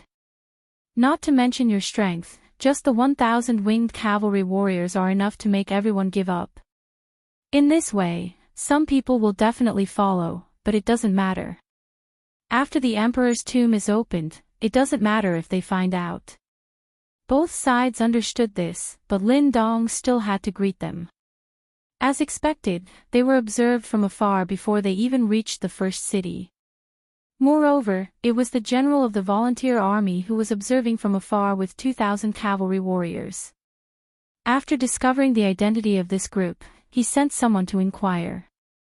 Unfortunately, they were thrown out before they could even see the Empress. If the other party had come in person, Renbachien might have met him. After all, he had a cooperative relationship with Su Qing. However, the other party actually sent his subordinates to inquire, which was an insult to the Empress's status. Although Renbachien could understand that the other party didn't dare to take risks, it didn't mean that he could accept it. The other party didn't know the Empress's intentions and didn't dare to approach, so he followed from afar. The news of Qi Zixiao leading 1,000 winged cavalry warriors to Great Xia quickly spread to Su Qing and the others.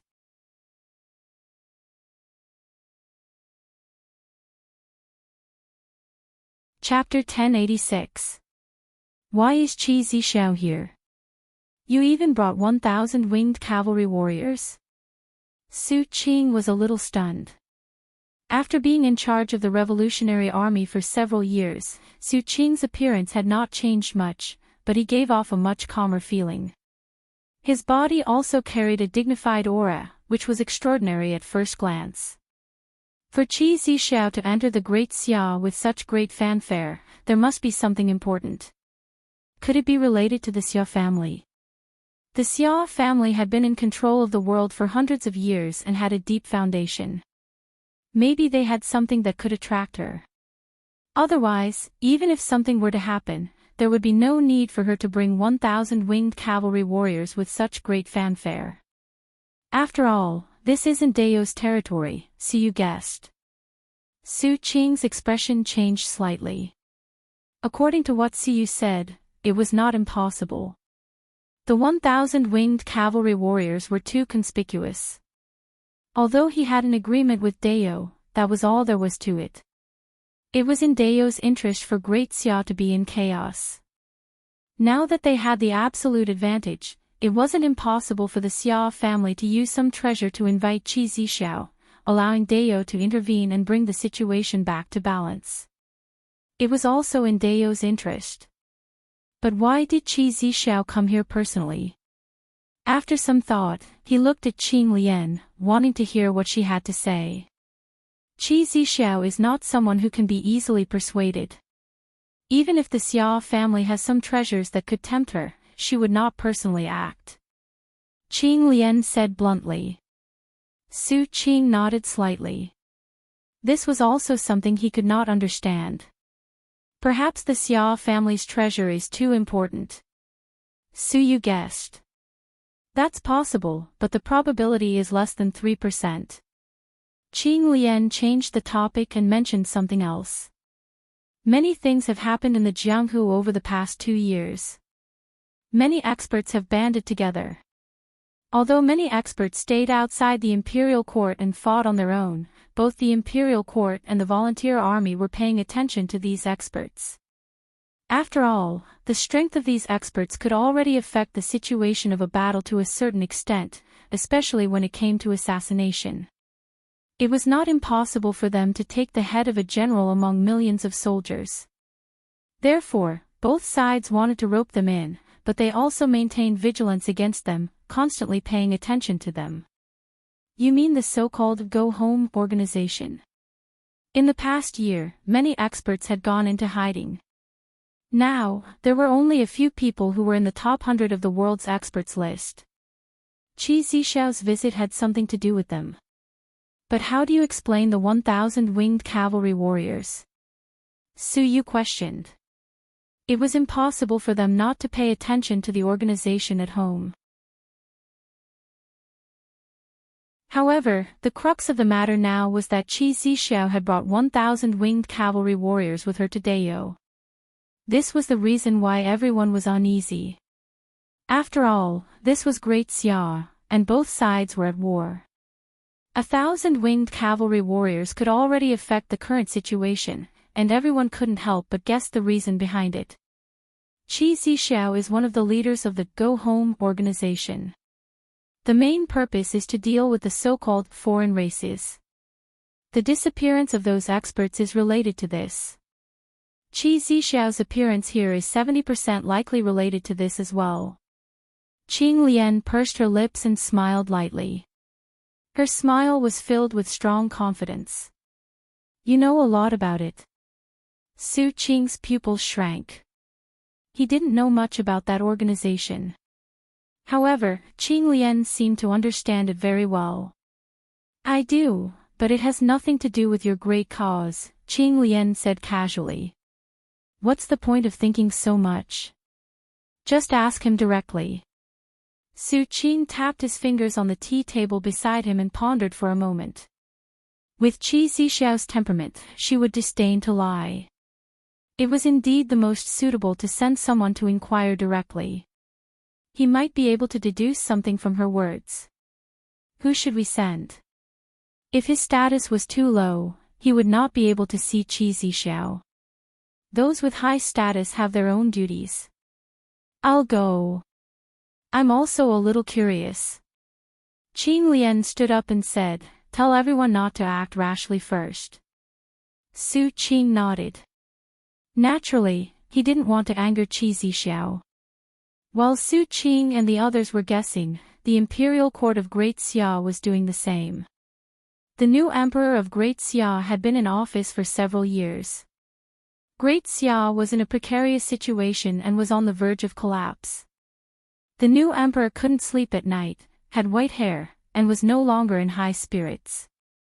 The biggest mistake he made after ascending to the throne was to attack Dao again.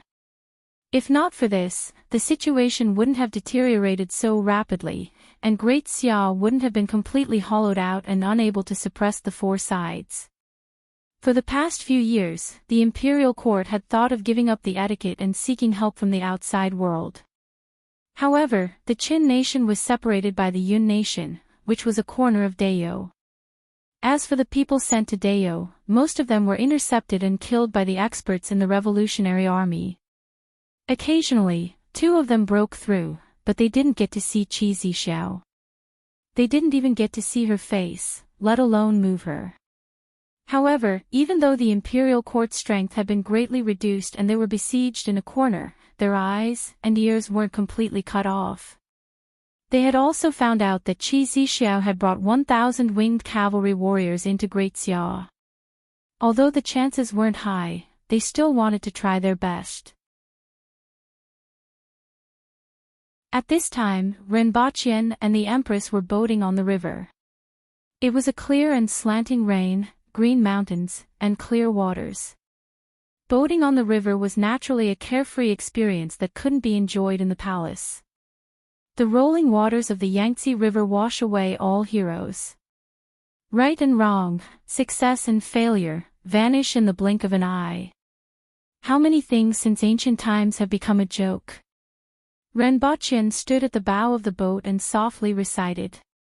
Good poem. Lin Dong tapped his palm with his fan and praised. This poem is good, but it's tragic and stirring. Zhao Prince Consort is going to do great things, so this poem isn't suitable. Renbaqian had a majestic figure and a fierce look on his face. He stood there and pretended to be a romantic scholar. After hearing Lin Dong's words, he beamed with joy. He had long wanted to show off like this. He always felt that it was very pretentious. Renbaqian then waved his hand and said, I had a sudden feeling, I was just bragging. Lin Dong immediately laughed and felt that Zhao Prince Consort was really interesting. The Empress sat at the stern of the boat with one hand supporting her chin. She was so angry that she almost laughed when she saw Renbaqian's behavior. He was really shameless. As the river surged, the water splashed into the boat. Renbachien looked down at the water stains in the boat and then at the waterline, which almost reached the edge of the boat. He was deep in thought. Who is the one who is too heavy? Lin Dong smiled and shook his head. He turned around, cupped his hands, and said, I won't disturb the two of you anymore. His figure flashed and he landed on the surface of the river. Step by step, he walked toward the shore. It was indeed a graceful sight. Renbachien felt that Lin Dong was much more successful in showing off than him. If he jumped, he would have to call for help. However, as soon as Lin Dong walked away, the waterline immediately dropped a lot. Renbachien sighed and said, there is indeed one more person. The Empress sneered. This boat could carry 4 to 5 people, but 3 people almost capsized. Don't you know who is heavier? Now that Renbachien's weight had increased to 150 kilograms like a balloon, one person was equivalent to 2 people. Renbachien patted the air, and the boat immediately shot forward like an arrow.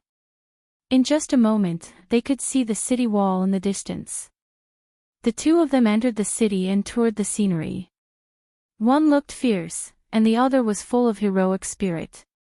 They couldn't be considered an immortal couple, but they were still eye-catching.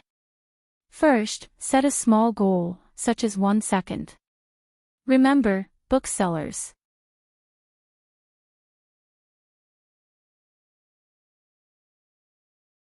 Chapter 1087.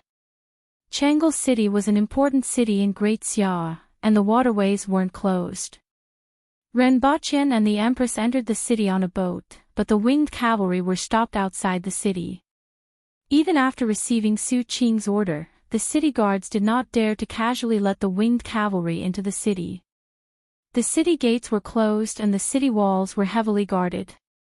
However, this was just for show. There were 1,000 winged cavalry warriors, and each of them had the ability to climb up the city walls. The city guards definitely wouldn't be able to resist them.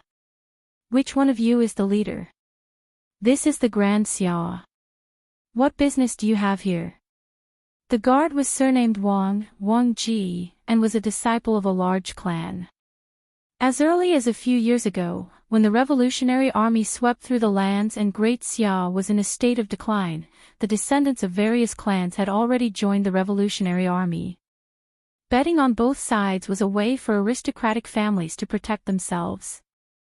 The leader of the winged cavalry was called Ho Dajiang and was one step away from becoming a cardinal heaven expert. He was even stronger than Gongjing from back then. He pushed the sheep forward and said, "Do you think the city wall can stop us? Open the door, we'll leave after buying some food in the city." The 1,000 winged cavalry warriors consumed a lot of rations every day. Even though they brought along some meat when they set off, most of it was the Empress's rations.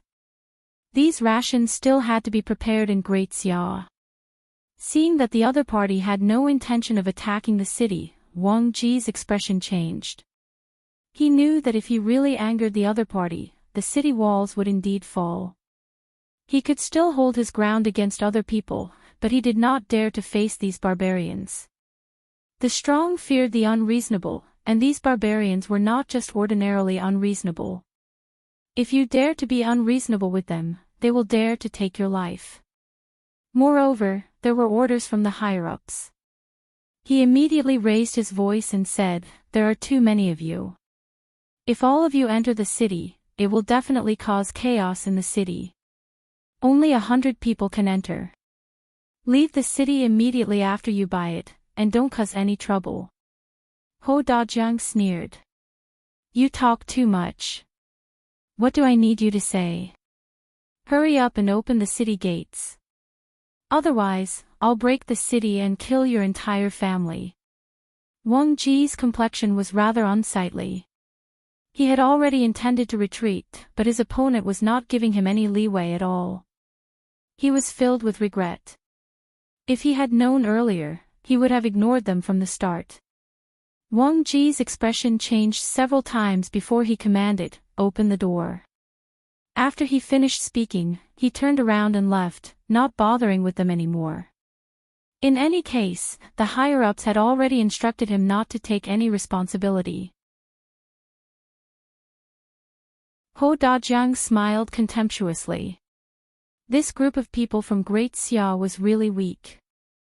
Soon after, the winged cavalry entered the city in a single file and went to look for grain stores in the city to purchase rations, causing a huge commotion. A group of men weighing more than 150 kilograms rushed into the shops with long swords in their hands. Those who did not know would have thought that they were robbers. Those who knew would know that they were robbers. A grain worth a few hundred taels of silver was easily snatched away by just throwing a few pieces of silver. Previously, Renbachin had asked them to pay when they were due. However, from their point of view, they had already paid. At the very least, they didn't take the money from the grain stores and even gave them money. Not only did they not pay less, but they also paid a lot more.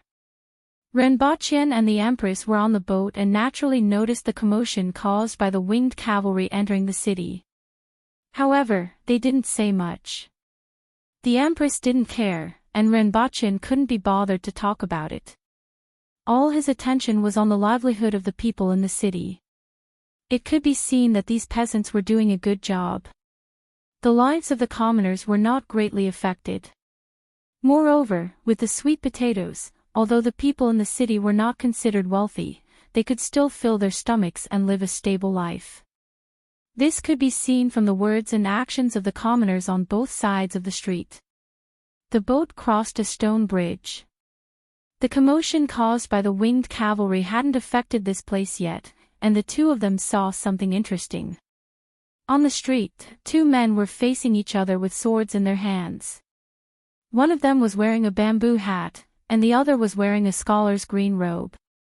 It looked like a duel, and there were many commoners watching the show. The two of them did not know how long they had been standing there. The boat was about to pass by them, but they were still staring at each other. Those who didn't know would think that they were competing with each other's aura. Renbachin didn't see the excitement, so he dug out a piece of wood from the boat. With a flick of his hand, it flew toward the two of them. Ouch! Someone in the crowd cried out in pain. He was a few meters away from the two of them. The Empress immediately revealed a mocking expression. Go ahead if you can. Renbachin didn't know the accuracy of the Empress's hidden weapon back then, but how could he not know now? He immediately raised his eyebrows in provocation. No eyebrows. The Empress smiled faintly. She pinched her fingers on the boat, and a fingernail-sized piece of wood appeared in her hand. She then flicked it toward the two of them. Ouch! This time, a cry of pain came from the other side of the crowd. It was even more crooked than Renbachin's. Following which, the two of them exchanged blows with each other, and the cries of pain could be heard incessantly from the crowd. In no time, all the onlookers had run away, leaving only the two suspected swordsmen there. Their expressions kept changing, and they didn't know what exactly was going on. Forget it. Her Majesty and I are evenly matched, and we won't be able to tell who is better even if we compete for a while longer. Renbachin waved his hand. The two of them were really bored. Two great experts competing to see who could throw the projectile more crookedly was a joke to outsiders. Renbachin felt that compared to those two swordsmen, he was indeed an expert on the same level as the Empress. Not long after, the two of them went ashore and toured around the city for a while. Then, they left the north of the city and met up with the winged cavalry. They brought along a large amount of purchased supplies and continued north. After another 3 days, Qing Lian came to visit. Your Highness, long time no see. I didn't expect Her Majesty and Her Highness to personally come here. May I know what's the matter? Perhaps I can be of some help. Qing Lian smiled when she saw Renbachin. Are you here to inquire about the news? Renbachin asked with a chuckle. That's right. Her Majesty brought the winged cavalry here, and many people are restless, Qing Lian said calmly. She had always been calm when talking to Rinpoche. She had stayed at Black Bamboo Academy for a few months and knew Rinpoche's temperament. It was better to be calm than to beat around the bush. Don't worry. It has nothing to do with you. I'm just borrowing the way. Rinpoche tried to put Qing Lian at ease. Are you going to the area occupied by the imperial court? Qing Lian asked thoughtfully. You are quick to react. Rinpoche immediately laughed. He had always admired Qing Lian. Is there anything we can do to help? Qing Lian asked directly. Although it's not in our territory, there are still some people we can mobilize.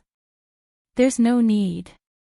You don't have to think too much, Rinpoche said bluntly. Qing Lian then smiled and said, I'm not worried, but I reckon that many people will be restless if you go to the imperial court. It's useless even if I explain. Rinpoche didn't care about what others thought. They had already packaged Dayo for him, and he couldn't be bothered to accept it. Why would he care about what others thought? Wasn't this the reason why the Empress brought the winged cavalry here? Qing Lian talked about other things and then gave Rinpoche a map. It was a detailed map of Great Xia. Rinpoche couldn't even get his hands on such a map, but Qing Lian gave it to him just like that. This greatly improved his impression of her. In fact, Qing Lian had already guessed what Rinpoche and the Empress were here for. However, there were some things that she couldn't say. As long as it was as she thought, it had nothing to do with the Revolutionary Army or the imperial court. As for the fact that the Empress of Dayo brought the winged cavalry across the border, both the Revolutionary Army and the imperial court could only turn a blind eye to it. Even so, the Revolutionary Army still sent people to secretly follow them for the rest of the journey. It wasn't only them. Even some experts followed behind them to find out their purpose. The group of people followed them all the way to the border between the Revolutionary Army and the imperial court. Baidu search 081 Chinese network yen. No advertising slogans.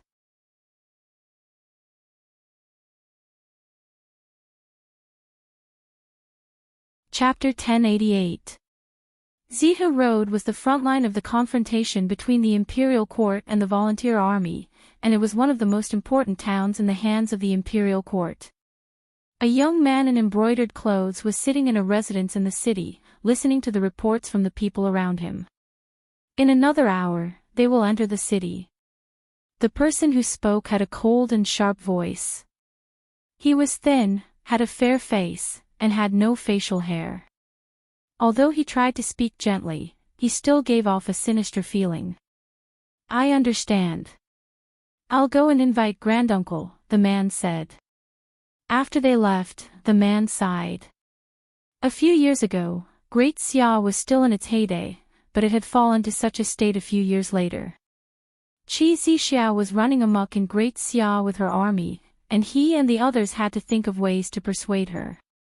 All of this stemmed from the repeated attacks on Dayo in the past, which resulted in repeated losses. Otherwise, the Xia family would have at least 100 years of luck. The man was called Xia Chuyang, and he was the son of the current King Liang, Xia Bailong. The person he wanted to invite was also called granduncle by Xia Bailong. He was the strongest spirit-will expert in the imperial family.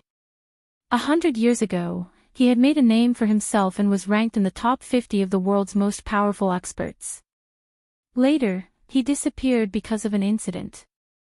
Many people thought he was dead, and even the princes didn't know of his existence. Now that Great Xia was about to collapse, he had to come out of seclusion to suppress the situation and the many people in the capital. 100 years ago, he was already in the top 50 of the world's most powerful expert. Now, he had improved further, and his strength was astonishing. No one knew to what extent, but after he came out of seclusion, he only went to a few places to suppress the turbulent capital. Many people guessed that he had already taken that step. This was also the source of the imperial family's confidence. In order to reach an agreement with Qi Zixiao, they specially came here to wait. Renbochin held Hua's hand and strolled along the long street with the Empress. Although this was an important town at the front line and the whole city was filled with uneasiness and tension, they could still feel the prosperity of this place. There were countless shops on both sides of the street, and merchants and travelers came and went. They finally felt a little of the prosperity of Great Xia in the past. The reason why the winged cavalry would enter the city within 2 hours was so that they wouldn't ruin the scenery of the city and disturb the family of 3 strolling around. Both sides of the long street were filled with ancient green trees, and the trees were covered with white flowers. A gust of wind blew past, and countless flower petals scattered down. It was as if this was not a part of the mortal world, and it was the beautiful scenery of this city. Renbochin and the Empress were enjoying the scenery while Hua was busy stuffing the flying petals into her mouth. From time to time, she would stuff a petal into Renbochin's palm. Using the voice of a young girl, she said, "Delicious, sweet, try it, father." No matter how preoccupied the passers-by were, when they saw such a warm and childlike scene, they all smiled knowingly. If Honeysuckle was a little younger and didn't look like he was 8 or 9 years old, and his body wasn't a lot wider than others, it would be more fitting for the current situation. "It's delicious. Father, try it." Hua stuffed a flying bug into Renbochin's hand. "It's delicious. Father, try it." Hua grabbed another caterpillar from the tree trunk. Seeing that the things that Hua gave him were getting more and more bizarre, Renbochin smiled helplessly and said, "I'm not hungry." "Mother, eat." Hua turned her head and looked at the Empress expectantly. She stretched out her hand and held it tightly, afraid that the things in her hand would run away. These things were strange in Renbochin's eyes, but to her, they were the best things in the world. Naturally, she wanted to share them with her father and mother. Even someone as cold as the Empress felt a little helpless.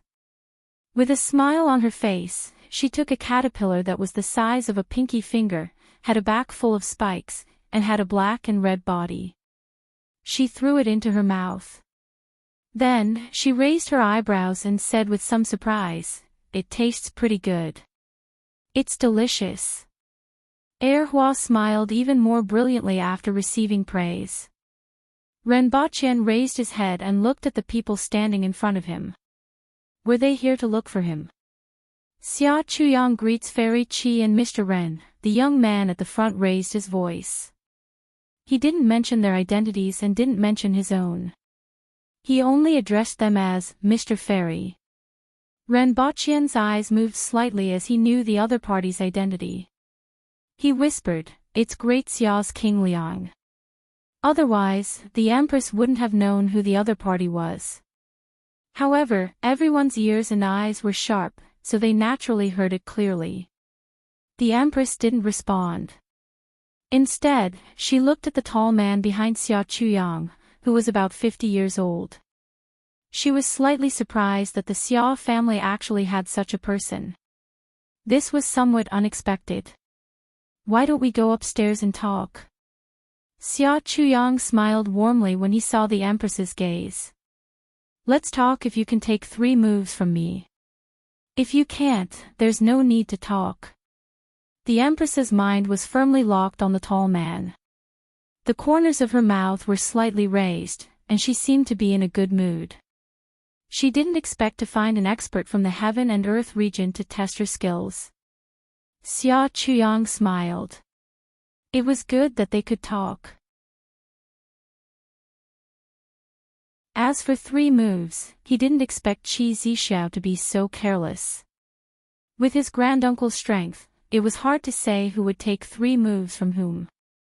An ordinary spirit will expert couldn't even take 1 move from him. The tall man was also full of fighting spirit as he said, "In that case, let's talk after we fight. However, if we go all out, this place will be destroyed. It's better to go outside the city." Xia Chuyang was a little surprised.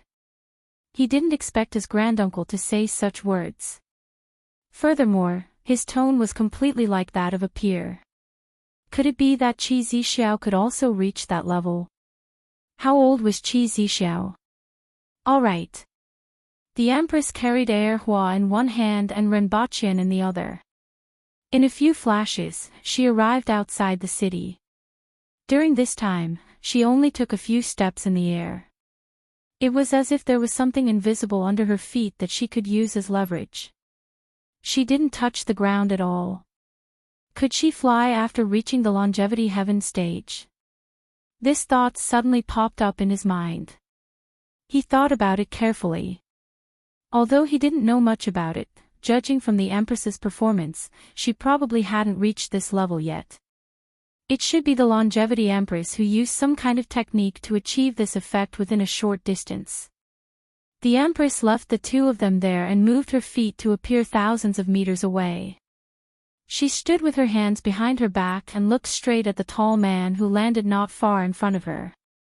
King Liang and the other two people were on the city wall, staring down. Apart from King Liang, the other two were spirit will experts. They were also nervously watching the fight between the two of them. They might be able to learn something from watching a fight of this level. I didn't expect there to be someone like you in the Xia family. Who are you? The Empress asked instead of rushing to attack.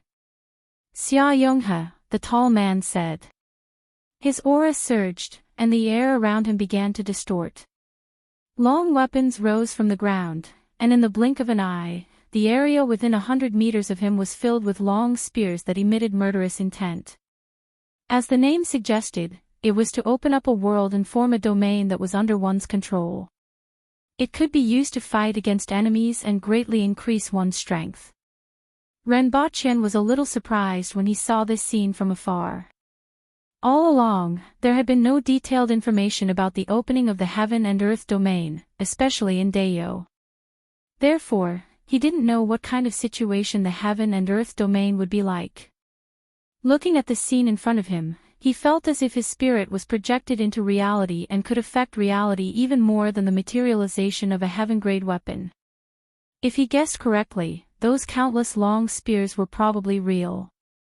First, set a small goal, such as 1 second. Remember, booksellers.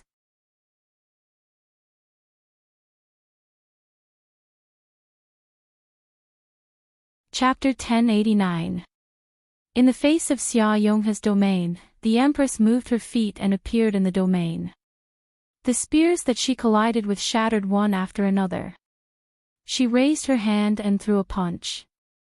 It was a simple punch. Her fist was spotlessly white and looked like it was made of colored glass. It was extremely slow and heavy. Even Renbaqian, who was thousands of meters away, felt his mind being sucked by this punch. This is the real strength of the Empress after her breakthrough, Renbaqian thought to himself. It seemed like the Empress had used her physical strength to increase her strength during the test. This punch was completely incomparable to the one she used during the test. In the face of this punch, Xia Yonghe felt that this incomparably heavy punch seemed to have sucked his mind into it. Heaven and earth, Qi Zixiao, and everything else around him disappeared. All he could see was that incomparably clear punch that was filled with boundless power. Xia Yonghe didn't move. All the spears around him formed a black dragon in front of him. The dragon's head was in front of him, and its body was swung toward the sky. It was as if a dragon was lowering its head and extending its claws to press down. The fist and the black dragon's claws met. There was no sound. Instead, there was an invisible rebounding force that spread outward from the point of contact. The surrounding vegetation was swept away, and the broken grass, leaves, and branches formed a ring in the air that spread outward. Renbaqian's eyes flashed with astonishment. This world's martial arts had indeed exceeded his understanding. The Empress's gaze began to change. Her eyes were filled with a sense of distance and simplicity. Once again, she punched out. This time, her fist was no longer pure white. Instead, it had turned red. Tiny red runes with sparkling and translucent radiance covered her fist. If one didn't look closely, her fist would look like a ruby. Xia Yonghe's expression changed slightly. This punch gave him a completely different feeling from the previous one. He smelled an ancient and savage scent from this punch. He seemed to see the tribe killing ferocious beasts and sacrificing the fattest prey to the heavens. He seemed to see the tribe fighting with the ferocious beasts in order to survive. He saw the ferocious beasts letting out their final roars as their flesh and blood splattered in all directions. Xia Yonghe raised his hands, and the black dragon in the air struck out 3 times. Each strike produced a roar, the ground trembled, and cracks spread thousands of meters from his feet. After the 3rd strike, Xia Yonghe's face turned pale. At this moment, the Empress punched out again. Not only was her fist red, but the skin all over her body was also red. Behind her, a 10-meter-tall shadow appeared. It was blurry and indistinct, but one could barely make out the shape of a human. However, the savage aura on this human figure was even heavier. A fierce and barbaric aura directly pressed down on the hearts of everyone who saw this figure, causing fear to rise in their hearts. Even Ren Baqin was affected. It was as if he had seen an ancient savage traversing the river of time and appearing in the world. What is this? Who is this? Ren Baqin thought to himself. What a frightening aura. Even though the other party's figure was illusory and indistinct, Lin Fan could feel the tyrannical aura emanating from the other party. This aura was thousands of times stronger than that of the ancient race. Why would the longevity Heavenly Empress undergo such a transformation? Was it related to the divine soul like the creation of the heaven and earth region? That's not right. Although I don't know much, I can sense that it's not the soul.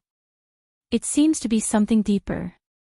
As for Erhua, she looked at the figure behind the Empress with a look of yearning. That kind of tyrannical aura wasn't a deterrent to her, but a goal. As the Empress punched out, Xia Yonghe's face turned pale. The black dragon roared at the sky and charged toward the Empress. Both parties were in a stalemate for a moment. The black dragon was covered in cracks from head to toe. Following which, it turned into fragments that filled the sky and flew into Xia Yonghe's forehead. Xia Yonghe flew backward and landed on the ground. His face was as white as a sheet of paper, and his eyes were filled with disbelief. The figure behind the Empress dissipated, and the red talisman fused into her skin. She said faintly, "You can't even take 3 of my punches. Go back and don't appear in front of me again." In 2 flashes, she appeared in front of Ren Baqin and disappeared with him. A moment later, the 3 of them appeared on another street. The Empress put the 2 of them down and said, "I didn't expect the Xia family to have such experts. It seems like they won't die anytime soon." Ren Baqin had a lot of questions in his mind. He turned his head and looked at the Empress. She stood there like a real fairy, and her whole body was full of an otherworldly aura. One had to know that those were experts who opened up the heaven and earth region. Including the Empress, there were currently only 3 people known to be alive. They couldn't even take 3 of her punches. After witnessing that scene and looking at the current Empress, she really looked like an immortal. It would be even better if she didn't have a nosebleed. Ren Baqin took out a piece of cloth from somewhere and handed it to the Empress. "Wipe it." The Empress didn't take the cloth from Ren Baqin's hand. She sniffed and sucked the blood back, not willing to waste a single drop. Ren Baqin felt that this action was like sniffing snot. Her previous outstanding style was completely gone now. "Is he injured?" Ren Baqin couldn't help but ask. "It will take some effort to seriously injure him in 3 moves, the Empress said simply. "He has also reached this stage. If he goes to the Emperor's tomb, he might get into trouble. Now, he will need at least a few months to recover," the Empress added. Ren Baqin nodded. No wonder the Empress was like this the moment they met. "That's good too. With such an expert in the Xia family, they won't die anytime soon. If they really make an irresistible offer, it will be troublesome. It's better to let them fight. Ren Baqian laughed. Then, he said with some regret, it's a pity for Qing Lian. If they were done fighting, maybe Qing Lian would come to Dao for shelter. But now, it seemed that the war in Great Xia wouldn't stop in a short period of time. I have to remind Su Qing and the rest to hide their whereabouts, lest they get wiped out by Xia Yonghe, Ren Baqian said after thinking for a while. Your Majesty, what was that behind you just now? Ren Baqian finally asked the question in his heart. It should be something like a bloodline imprint.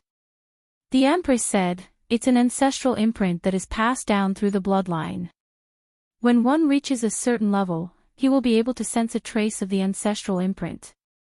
So mysterious. Ren Baqian raised his eyebrows. However, thinking about it, the spirit, heaven-grade weapons, and the heaven and earth region were also very mysterious. This world seemed to be much more profound in this aspect than he had imagined. It's just a trace of imprint. According to my guess, it should be something that is purified from the bloodline after it has been refined to a certain level. It seems like it can reduce the number of detours. It seems. The scholar lives and the mimic dies, the Empress said simply. Ren Baqian immediately understood. Although awakening such a bloodline imprint could reduce the number of detours, it was also easy to be affected. Does everyone have it? Ren Baqian suddenly asked. I don't know.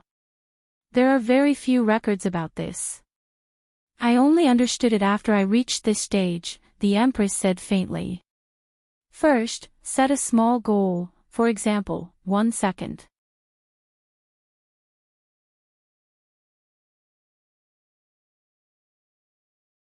Chapter 1090. In the depths of the palace in Great Xia, a man's angry voice was heard. How dare Qi Zixiao?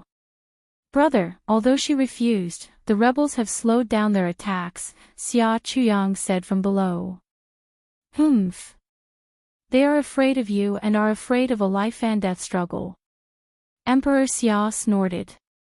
We've achieved our goal, haven't we? Xia Chuyang said with a smile. As long as the rebels slowed down their attacks, the imperial court would recover after 2 to 3 years of recuperation. Although the imperial court only controlled 1/3 of the area, it was the most prosperous and affluent. As long as it recovered, there would be a chance of victory. It's a pity that you are greatly restricted. Otherwise, you could have killed all the rebel leaders and disintegrated them in an instant. Emperor Xiao's eyes flickered.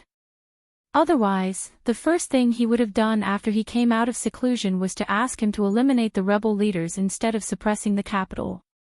If it weren't for those aristocratic families. Emperor Xiao's face became gloomy again.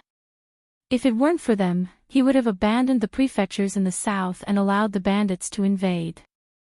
He would have lured them to the imperial city and gotten rid of them. Jiutang Mountain was a majestic mountain with overlapping peaks and winding paths. Looking from afar, the mountain peak was surrounded by clouds, which made it look even more magnificent. Ren Baqian walked on the mountain with Erhua in tow. From time to time, he would receive treasures from her, some strange bugs. Fortunately, Erhua had learned from her mistakes and recognized some stinky or unpalatable bugs. Now, the ones that she found tasty were the ones that tasted good. The mountain path was difficult, but it wasn't an obstacle for them as if they were walking on flat ground. If it weren't for Erhua running around, they would have been faster. Along the way, Erhua was quite liked by Lin Dong. She wore a string of jade pendants, jade talismans, and antiques that jingled as she walked. Ren Baqian estimated that the things on Erhua were worth at least hundreds of thousands of taels of silver. It had to be said that Jingtian's sect was indeed wealthy after thousands of years of inheritance. After walking on the mountain for 2 days, they saw a camp set up at the entrance of a valley. The valley was densely covered with colorful miasma. Li Yuanzhu and Lin Qiaola, as well as the higher-ups of Jingtian's sect, stayed here. Upon seeing the Empress, Li Yuanzhu's gaze froze. She then smiled and said, "Congratulations, fellow Daoist Qi." Even with Li Yuanzhu's calmness, she couldn't help but feel a little distracted when she sensed the Empress's breakthrough. The Empress nodded her head slightly and felt very happy. He had been ranked below her for so many years. Although part of it was due to him suppressing his strength, it was impossible for him not to have any thoughts about it. Now that he had broken through, when he looked back, the other party was already far behind him. His thoughts were clear, and he felt rather carefree. The little bit of unhappiness he felt in the past had also vanished. The tomb is within the valley and it is covered with poisonous miasma. Medicine will not be able to cure it.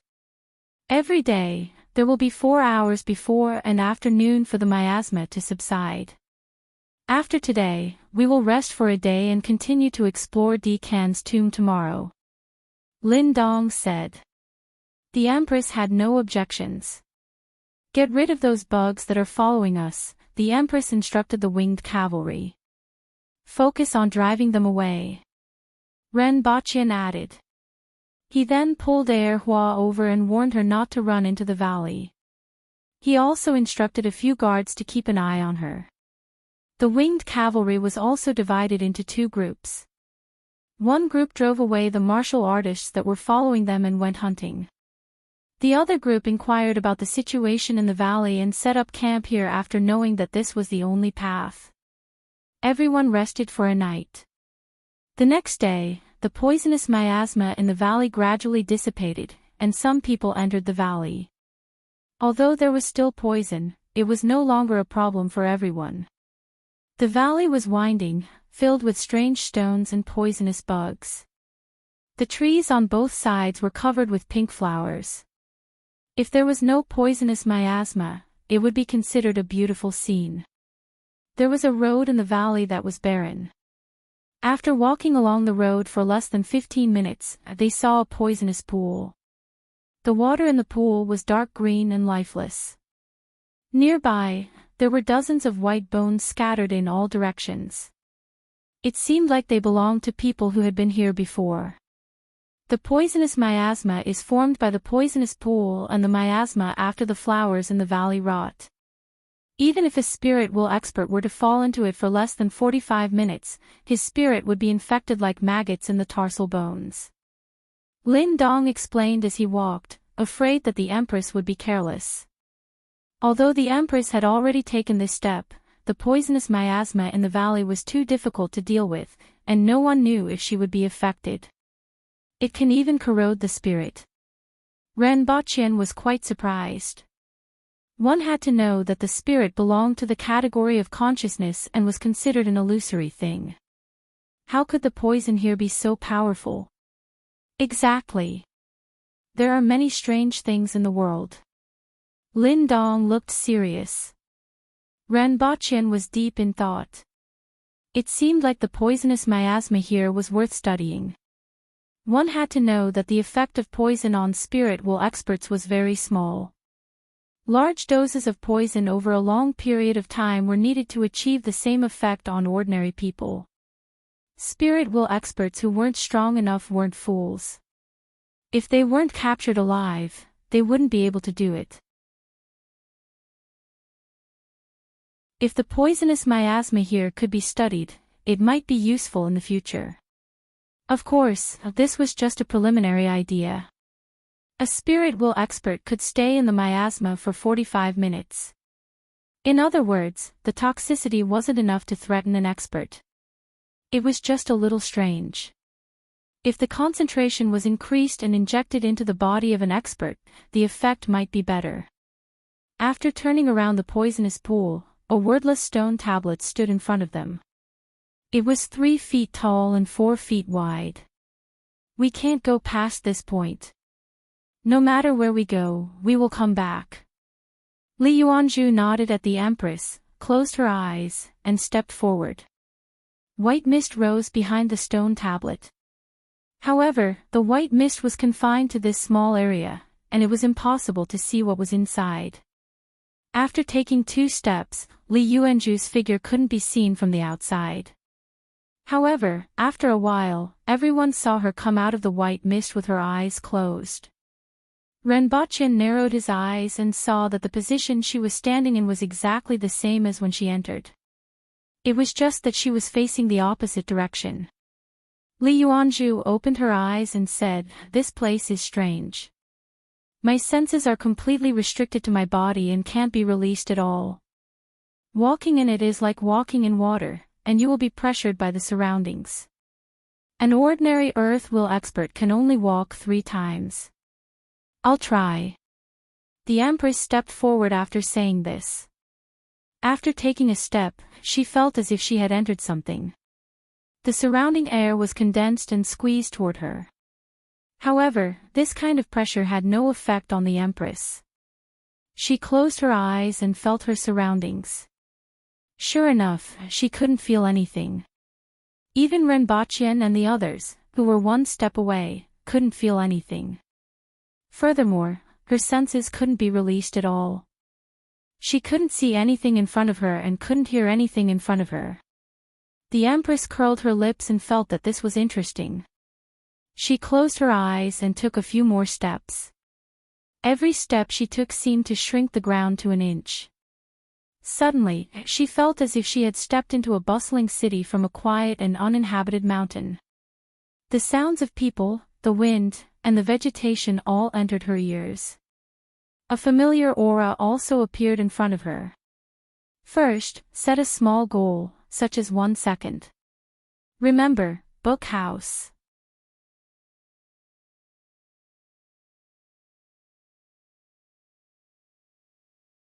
Chapter 1091. It wasn't unexpected for the Empress to come back after entering the fog.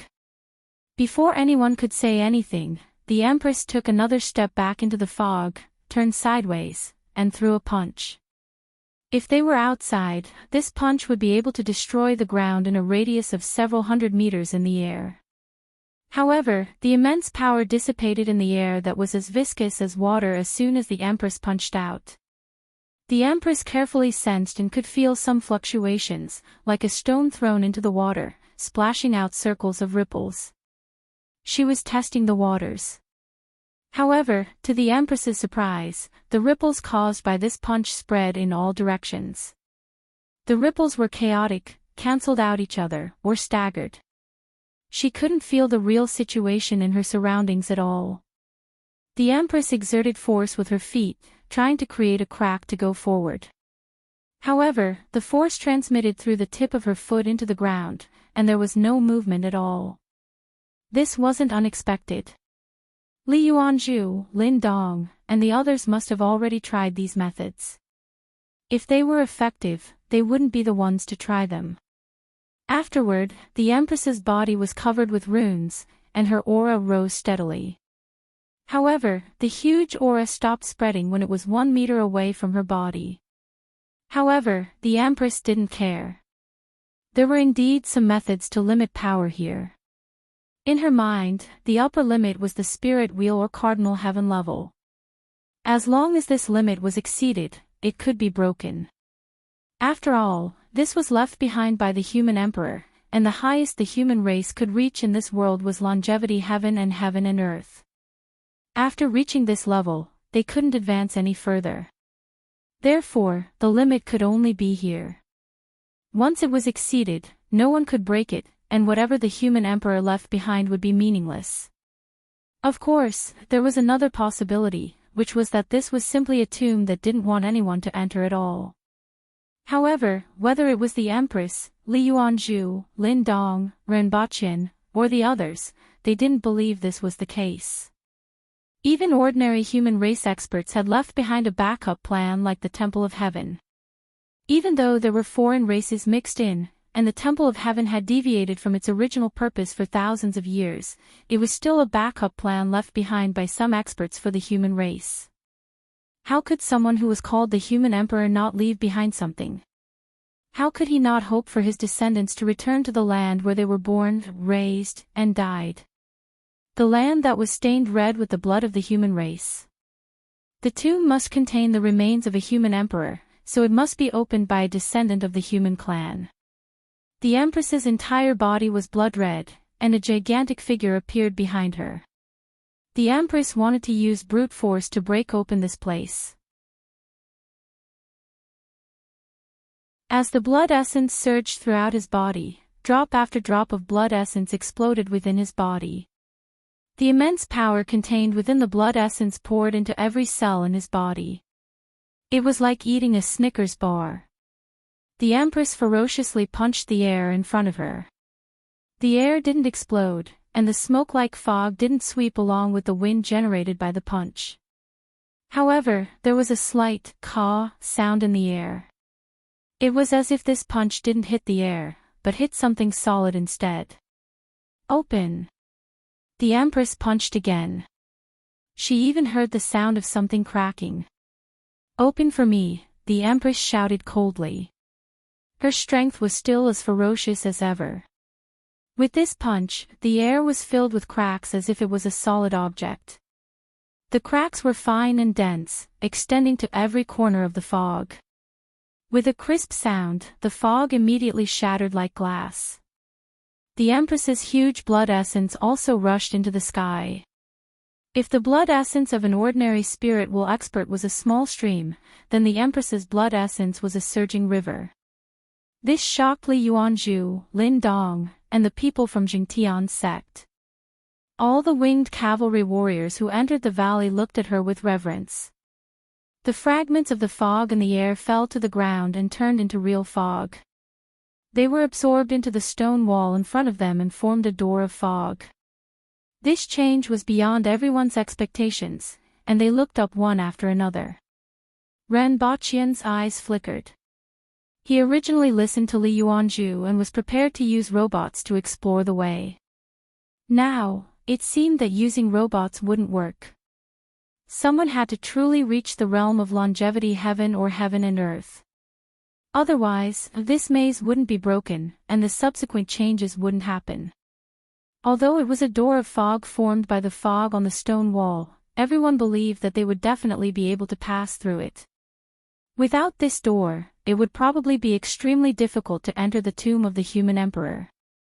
Thousands of years ago, the ancestors of the human race had various skills, power, and understanding of this world far beyond what they had now. Just like the method of putting memories into the consciousness of others in the ancient tomb under the palace, no one knew how it was done.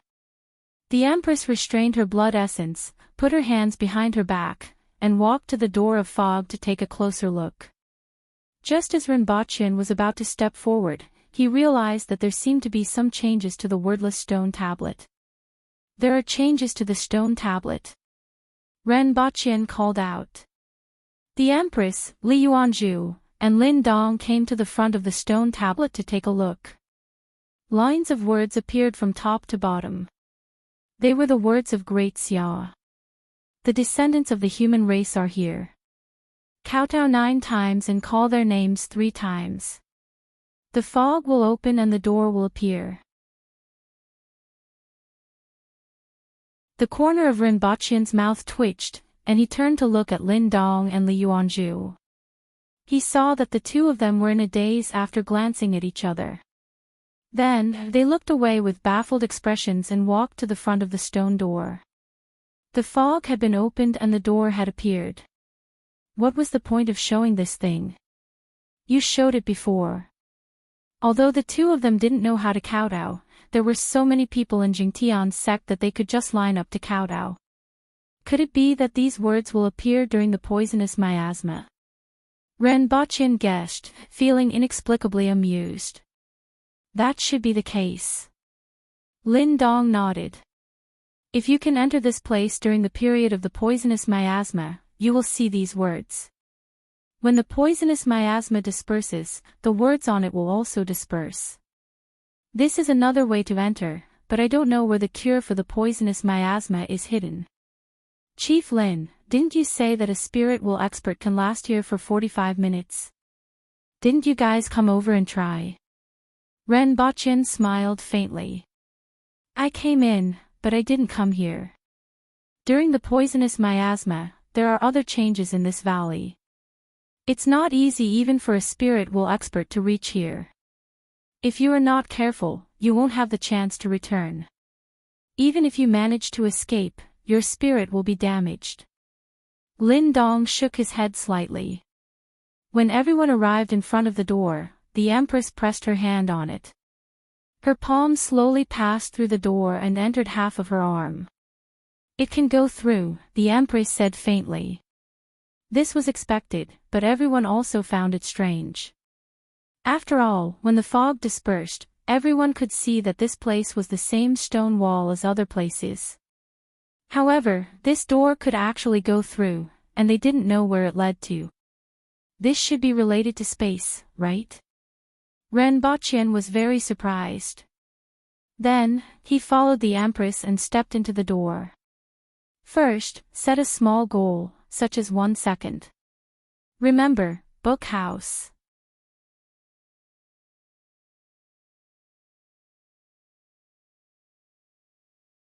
Chapter 1092. No one knew if there were any dangers behind the Yun Gate, but the Empress was confident in her own strength. Ren Baqian followed closely behind, but someone grabbed his collar. Li Yuanzhu retracted her 2 jade-like fingers, glanced at Ren Baqian with a faint smile, and followed behind the Empress. Next was Lin Dong. Ren Baqian looked to his left and right again. Seeing that no one was competing with him, he snorted and followed after them. He felt that he was being discriminated against. So what if you're a spirit world expert? Do weaklings have no human rights? With this resentment in mind, Ren Baqian turned around and instructed the others to retreat out of the valley if they didn't come out when the time was up. When he stepped into the cloud gate, he felt as if he had passed through a layer of water. A moist feeling enveloped his body, and when he stepped on solid ground, he went from day to night, temporarily blinding him. However, he didn't sense any danger. He could sense that the Empress, Li Yuanzhu, and Lin Dong were not far ahead. As he gradually adapted to the dim light, everything around him began to enter his eyes. They were standing on a protruding rock in the middle of a hollowed-out mountain. In front of them was a stone bridge about 6 meters wide.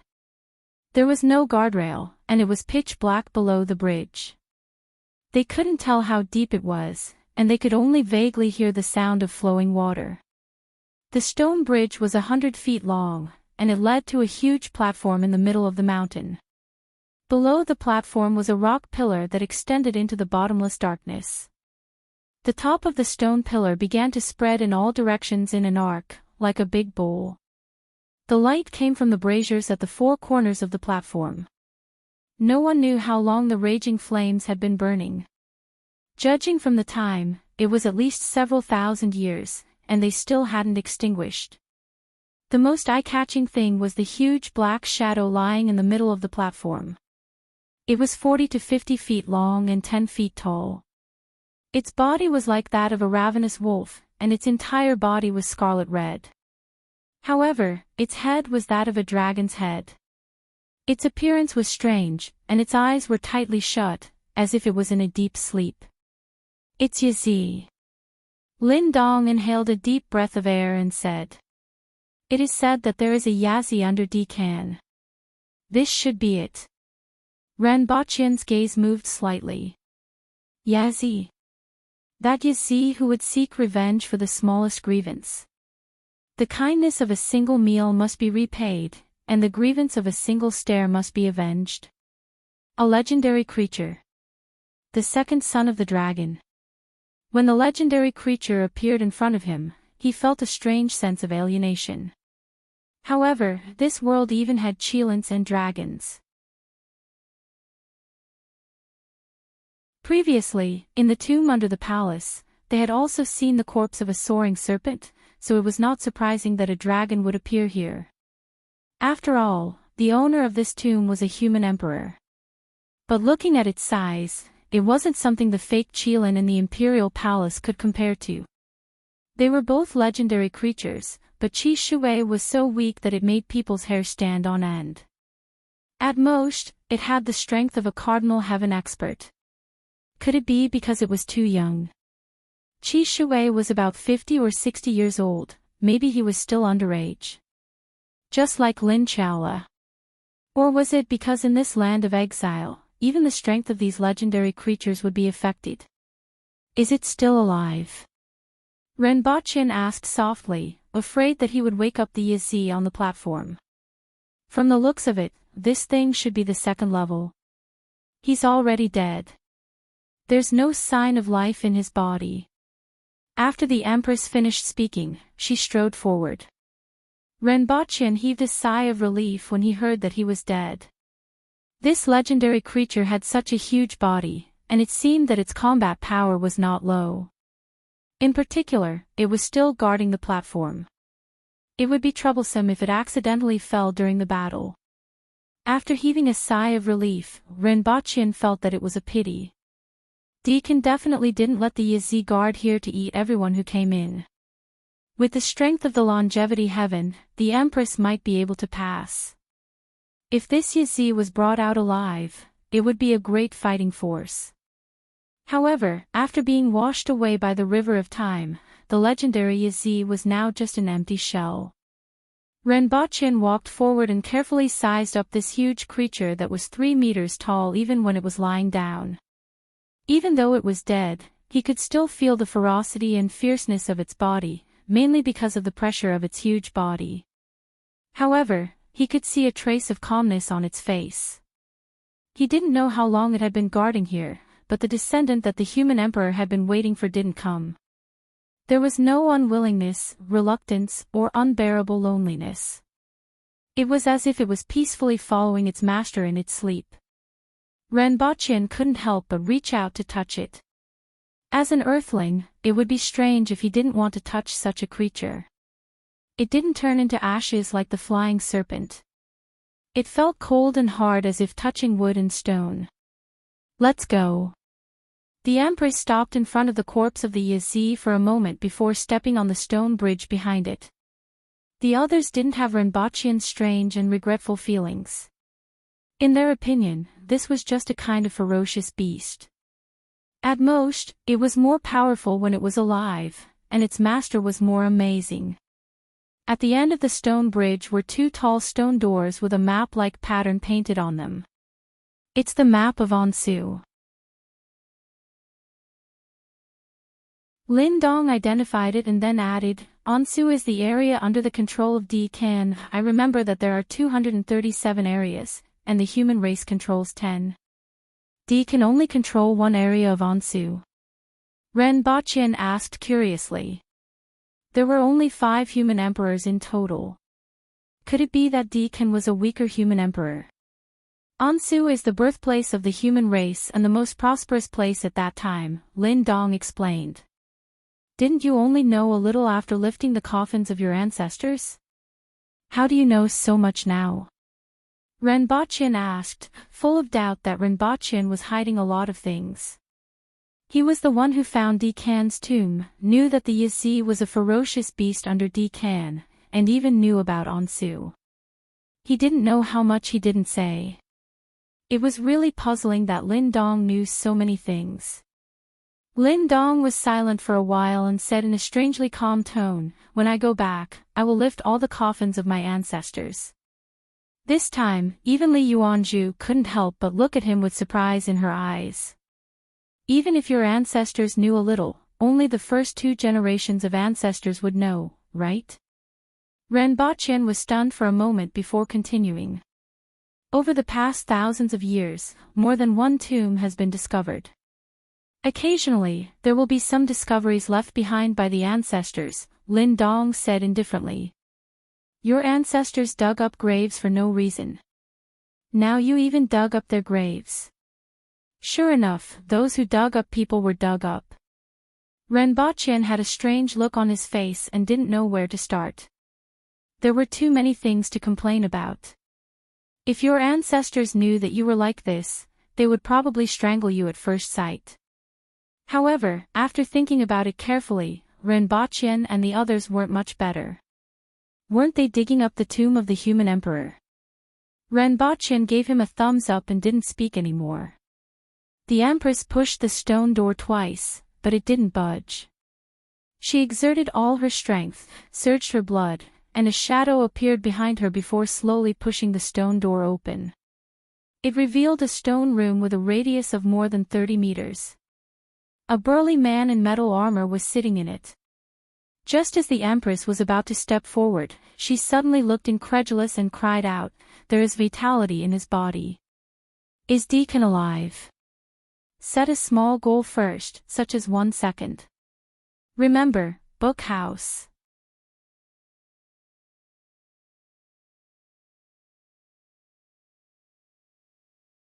Chapter 1093. There's vitality in his body. Is Deacon still alive? The Empress stared in disbelief at the figure in the stone room. Her and Lin Dong's facial expressions changed. The person in the stone room gave off an extremely dangerous feeling.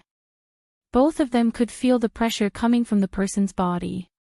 It was like a volcano that could erupt at any moment and turn everything in front of it into ashes. However, there was a sense of lifelessness to this oppression. The other party's body retained its strength, but not its vitality. However, a palm-sized area near his heart contained a faint trace of vitality and a huge amount of qi and blood that emitted light and heat like the sun, burning and boiling everything. The trace of vitality was hidden in this huge amount of qi and blood. Unlike ordinary people, the qi and blood of ordinary people were constantly emitting vitality. It was contained in every drop of blood and every cell. However, the vitality in the body in front of him was very little. There was only a trace of it, and it was swimming in the huge qi and blood that was like a scorching sun. It was like a fish swimming in water, using this trace of vitality to activate the huge mass of qi and blood, so that it would not dissipate after death like a normal creature. It was this trace of vitality that shocked the Empress. Ren Baqian was completely stunned. Alive? After all, it had been 5,000 years since the human race was driven to this place. In other words, this Deacon had lived for 5,000 years. Boom! It was as if a dull drum had exploded in the sky and pounded on everyone's hearts. This was the heartbeat of the body in front of them. With this heartbeat, the huge amount of qi and blood flowed through Deacon's body like a river that had opened the floodgates. After circulating all over his body, it returned to his heart. This time, even the other parts of his body emitted traces of vitality as if they were alive. This made the Empress subconsciously stand in front of Ren Baqian and be on guard. However, as time passed, this trace of vitality gradually dissipated. Deacon's body returned to its lifeless state, with only a trace of vitality and a huge amount of qi and blood lingering in the small space around his heart. Everyone at the entrance of the stone room was silent and stared at Deacon, not knowing whether to advance or retreat. What's going on? Is the Emperor still alive? Ren Baqian asked carefully. Yes, there's still a trace of vitality in his body. A mass of qi and blood is gathered in one place, the Empress said softly. What do we do now? Should we burn some incense and paper and say that we are here to pay respects to the Emperor? Ren Baqian's mind was racing. This situation was too shocking. If the other party were to wake up and find out that they were here to open his coffin, would he be angry? Cult Master Lin, didn't your patriarch's coffin mention this situation? How long can a human emperor normally live? Ren Baqian couldn't help but ask. Lin Dong could not be bothered with the first half of his sentence, but he did reply to the second half. I don't know. But it definitely won't live for 5,000 years. Ren Baqian carefully sized up Deacon, who was sitting cross-legged. From his appearance, Deacon seemed to be in his 40s or 50s. He had a majestic body and a dignified face. She was wearing a set of grayish-black metal armor. The front part of her body looked like the head of a strange beast, and the bottom part was a battle skirt. Even after thousands of years, there was not a single speck of dust on her armor, and it emitted a faint light. Beside him was a huge double-edged battle axe, the surface of which was as big as a door. From the looks of it, this human emperor was similar to the ancient race in that he focused on cultivating his physique. In Renbochen's opinion, the main difference between the Aboriginals and the other nations was the physical and soul cultivators. The former focused on blood essence and strengthened the body. The latter focused on essence and strengthened the soul. It was obvious that Decan was a physical cultivator. Decan's right hand touched the ground lightly.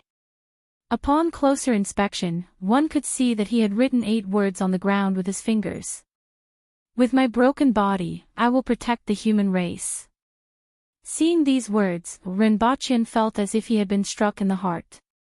An indescribable complex emotion rose from the bottom of his heart.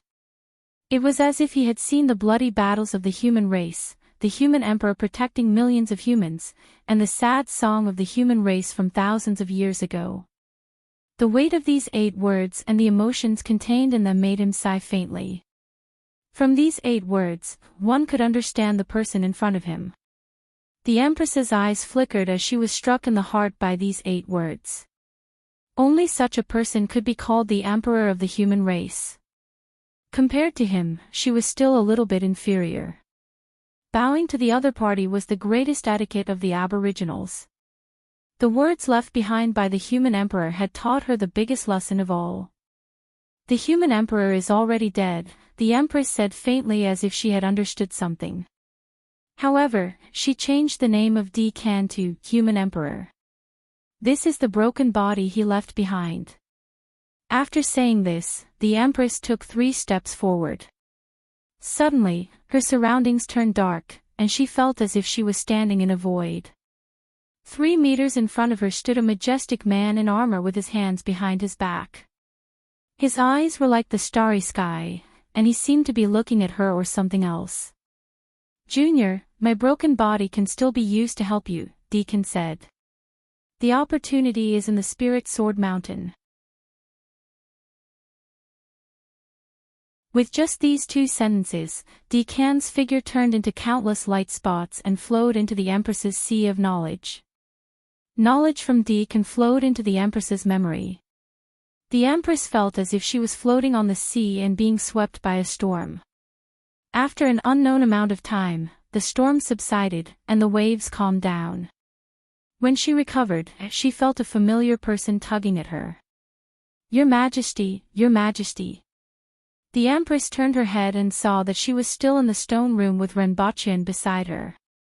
He looked a little anxious, and when he saw her looking over, he heaved a sigh of relief. Lin Dong and Li Yuanzhu were also looking at her. "How long have I been standing?" the Empress asked. "In the time it takes to drink a cup of tea." Renbochen heaved a sigh of relief. Just now, after taking 3 steps forward, she suddenly stood there in a daze for a full 5 minutes, which shocked him. What exactly happened? The Empress rubbed her forehead and said, "I obtained some things left by the Emperor." She turned to look at Decan and bowed again. Then, she placed her palm on Decan's forehead and vibrated her sea of knowledge to form a certain frequency to connect with Decan's body according to the contents of the knowledge left by Decan. After a while, the Empress felt as if there were a few lines connecting her and Decan's body. As the Empress thought about it, Decan suddenly moved his fingers. Although the movement was very small, it couldn't be hidden from everyone, and they were immediately shocked. The Empress knew that this was all she could do at present. According to the knowledge in her mind, she needed some time to truly control Decan's body. Then, she waved at everyone and said, "Don't be nervous." Looking at Decan's body, the Empress slowly said with admiration, "The Emperor knows that the longer we stay in this land of exile, the weaker the human race will be and the harder it will be to fight against the foreign races. Therefore, he burned his spirit and refined his body into a weapon that can reach up to 70% of his strength and can be used 3 times. Following the Empress's words, the other 3 were stunned. They looked at the Emperor who was sitting cross-legged and then at the 8 words on the ground. All of them were moved. "With my broken body, I protect the human race." Calm. Miao Shu Wu.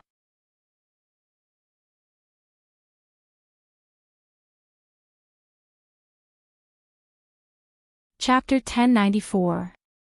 Everyone stayed in the valley for half a month, and the Empress went to Decan's tomb every day. Half a month later, a tall figure in a long robe appeared behind the Empress. It was the body of the human Emperor Can. He could use 70% of Decan's strength 3 times. This was the last weapon the human Emperor had left behind for his descendants. It was his own body. He had paid a huge price for this by burning his spirit and vanishing into thin air. There was no possibility of reincarnation. All this was for his descendants to leave this land of exile one day. This was the glimmer of hope left by the human emperor. With the strength of the human emperor, even if he could only use 70% of it, it was still a huge fighting force that would allow the human race to resist when facing a formidable enemy. At least for Rinpochen and the others, the foreign races that they were most worried about in 10 to 20 years weren't invincible. As long as they could buy some time, the more time they had, the stronger the power they could use would be. This was the emperor of the human race, and even the Empress had great respect for him. In addition, there were many other things that were obtained from the tomb of the human emperor. There was some knowledge about the 237 regions of the Lansang territory, as well as the techniques of the human Emperor Can. The 237 regions were known as the 10,000 races. According to their strength, there were only 36 powerful races, known as the Upper 36 races. One of these races was the herdsman that they had seen before, the Acceptance-Ling race. There were 369 middle-level races, including the human race. The Thunder Barbarians, Negu, Ba Bai, Tian Sun, Bai Xiang, Su, and other races that Rinpochen had seen in the 60,000 mountains were all here. The human race was the only race with the strength of a middle-level race that could compete with or even surpass the superior races. As for the inferior and weak races, there were countless of them. Most of them were vassals of other races and had low combat power. There were at least a few thousand races. In fact, according to the strength of an ordinary individual, the human race was considered an inferior race. However, in the past millions of years, there were countless geniuses among the human race who were able to shine brightly in the history of the human race.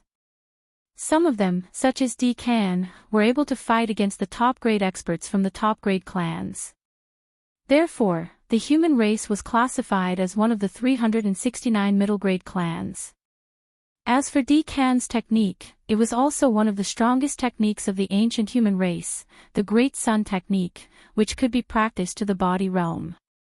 The body realm was the realm above the heaven and earth realm and the immortality realm. There was no difference in terms of physical cultivation or soul cultivation. Apart from these 2 points, there were some other things. There were 2 things that caught people's attention the most. One was Spirit Sword Mountain. In the words that Deacon left behind, the opportunity was in the Spirit Sword Mountain. However, other than that, the Empress searched through the things that Deacon left behind, but there was no news about the Spirit Sword Mountain.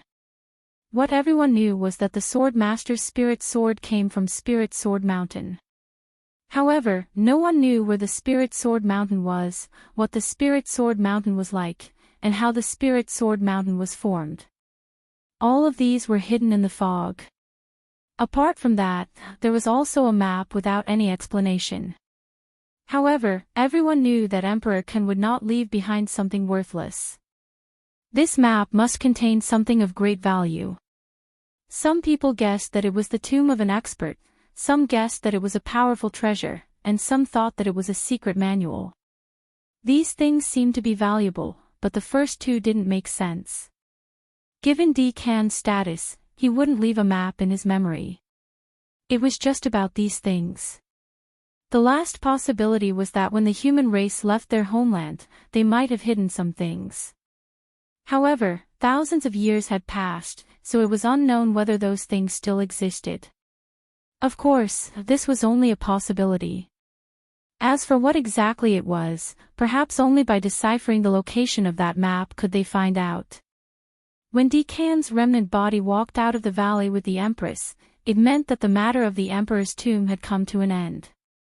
The harvest from this trip was huge, and the most valuable was the situation in the Kanglan region, Decan's martial arts, and Decan's remnant body.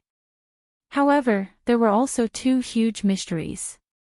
One was the Spirit Sword Mountain, and the other was that inexplicable map. Do we need someone to guard this valley? Ho Dajiang asked. Forget it, there's nothing left in it. The Empress turned her head to look at the valley and shook her head. Even Decan's remnant body had been taken away by him, so there were no more secrets in this valley. As for Yazi's corpse, it was also carried out of the mountain. Renbaqian was very interested in this thing and wanted to bring it back for someone to examine. On the way back, the Empress was very silent, while Renbaqian tried to find the location of that map. If the location of that map wasn't in the 237 square kilometers of the Kanglan region, then it should be somewhere along the human race's route to the land of exile. It would be best if he could restore that route, but if he couldn't, he would find the general route and then follow the map. In any case, as long as there was a slight possibility of finding it, he had to try. Somewhere in a small town in Great Xia, there were many sword-wielding martial artists these days. There weren't many inns in the town, but now, almost all of them were full and there weren't any guest rooms. There were even some people who simply turned into guests and stayed in the homes of some commoners or even wealthy families. With so many martial artists, there were naturally some bloodshed. Perhaps it was due to verbal conflicts, or perhaps it was due to a long-standing hatred, but almost every morning, a few corpses could be found in the corners of the streets and alleys. For a time, the town was in chaos. A few days later, there was a huge battle in the mountains outside the town. Hundreds of martial artists were fighting over an ancient secret scroll. In the past thousands of years, ancient secret scrolls would appear from time to time, and every time they appeared, it would cause a reign of terror. This time, because there were no spirit will experts, the fight was even more tragic. Two figures appeared in the dark and watched the fight below. One of them was Du Lao Lu. On one hand, he was paying attention to the fight below, and on the other hand, he was busy massaging the shoulders of a beautiful lady sitting on a rock. Du Lao Lu only jumped out from the darkness when the fight for the upper hand was about to end. He laughed exaggeratedly and said, "This book is fated with me. Leave the secret manual behind and leave quickly. Do you think you can still keep your lives?" Everyone was at the most critical moment of the fight, and suddenly, a fellow who wasn't even at the earth will level jumped out and spoke nonsense, causing everyone to curse. Du Lao Lu sneered and shouted, "Wifey, go." Following Du Lao Lu's words, a graceful figure crossed a distance of hundreds of meters and joined the fight. A moment later, Du Lao Lu beamed with joy as he received the secret scroll that the lady threw at him. After touching it a few times, he immediately curled his lips and said, "It's not this. Wifey, you got it wrong again." The lady raised her eyebrows and slapped him. "Are you blaming me?" "Sorry, it's all my fault." Du Lao Lu immediately lowered his head. "Wifey, are you tired?" After a while, he happily boasted, "In any case, I have already obtained Yagui's true teachings, and those things in the school are useless. Now that I can fly freely in the vast sea and sky, it's better to find it slowly." Baidu Search 881 Chinese Network. No advertising words.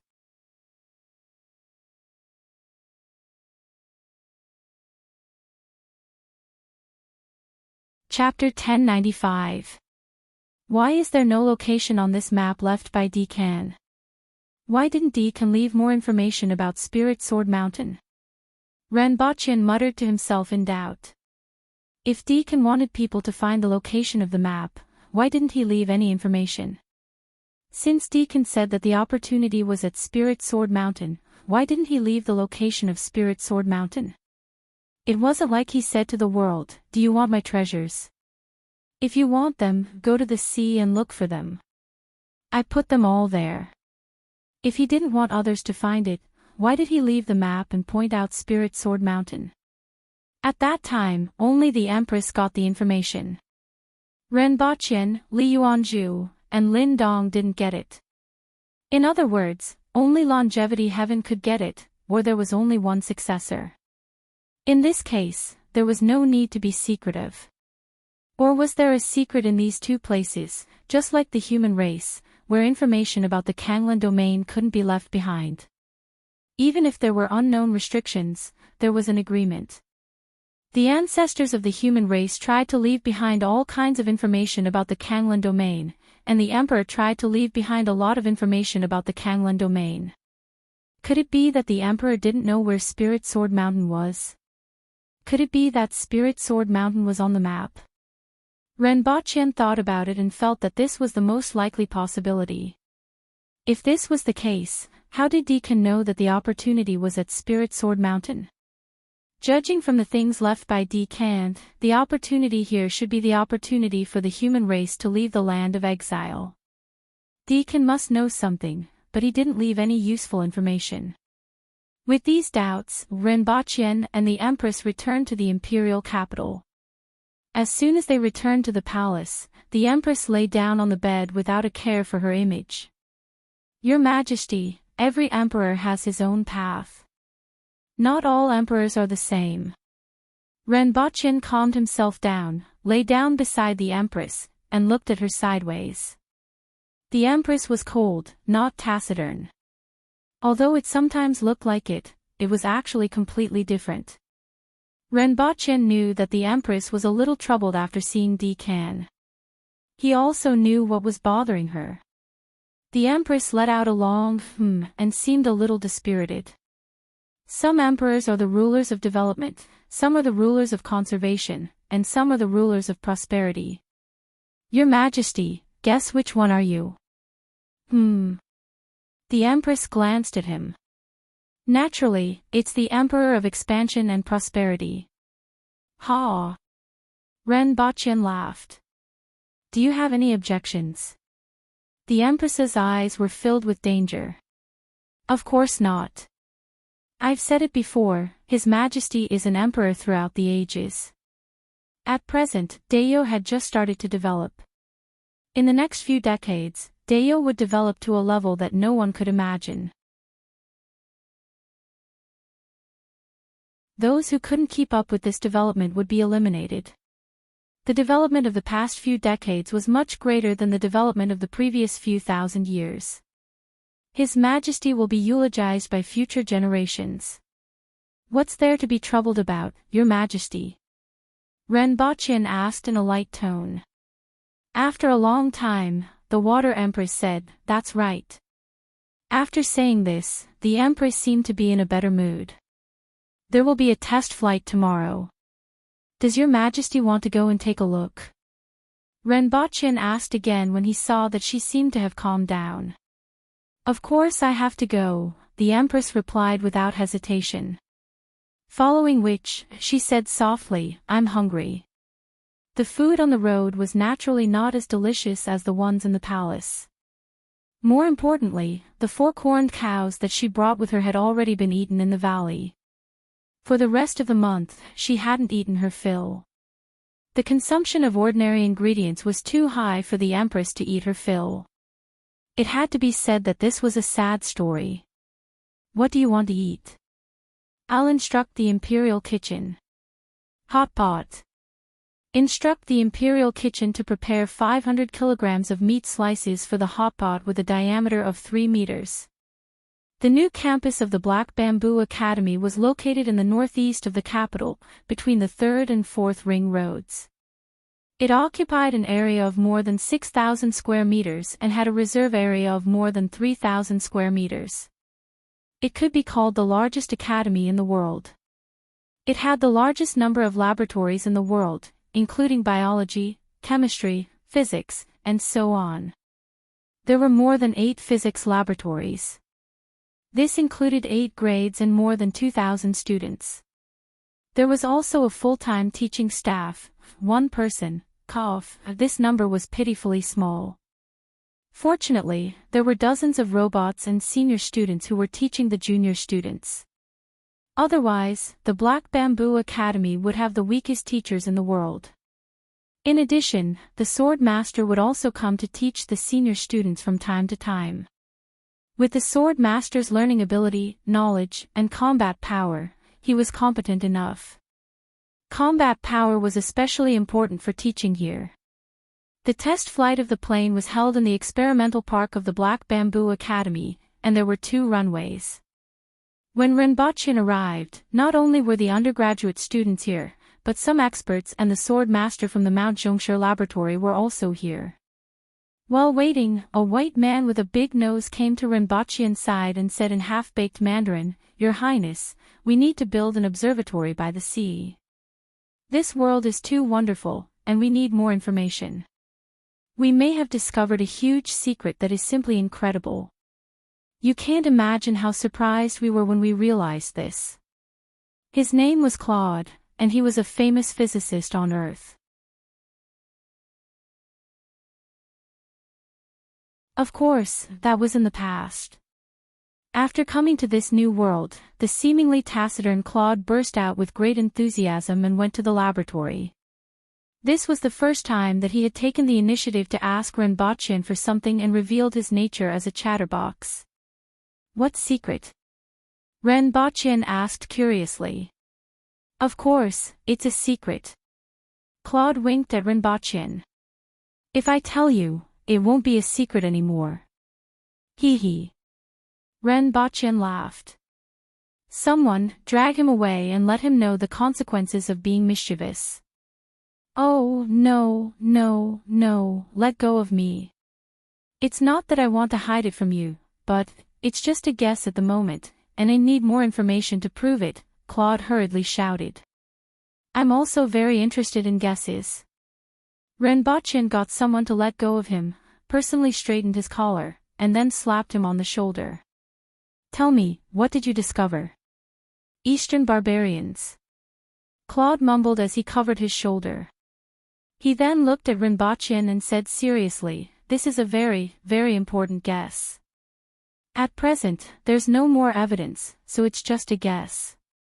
If it turns out that the guess is wrong, it's normal in research, and you can't blame us for it." "No problem." Renbochin was supportive of Claude's desire to live. "All right, I'm going to tell you now." "Don't be too surprised," Claude said while looking at Renbochin. Renbochin felt that Claude still needed to be taught a lesson. He was so mischievous and could easily get beaten up. "There are 2 moons in this world, and one of them might be fake." Renbochin widened his eyes in disbelief and asked, "Are you serious?"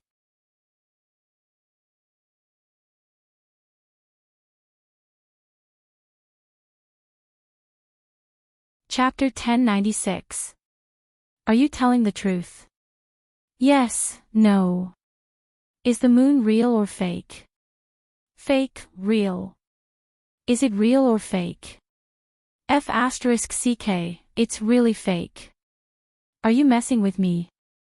F***ck, I hate Chinese. The above was pure nonsense, and it didn't happen.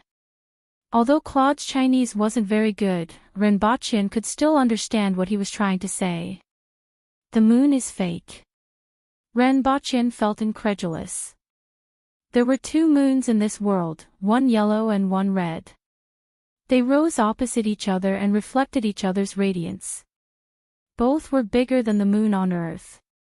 He had been in this world for so long, but never thought that one of the moons in this world was fake.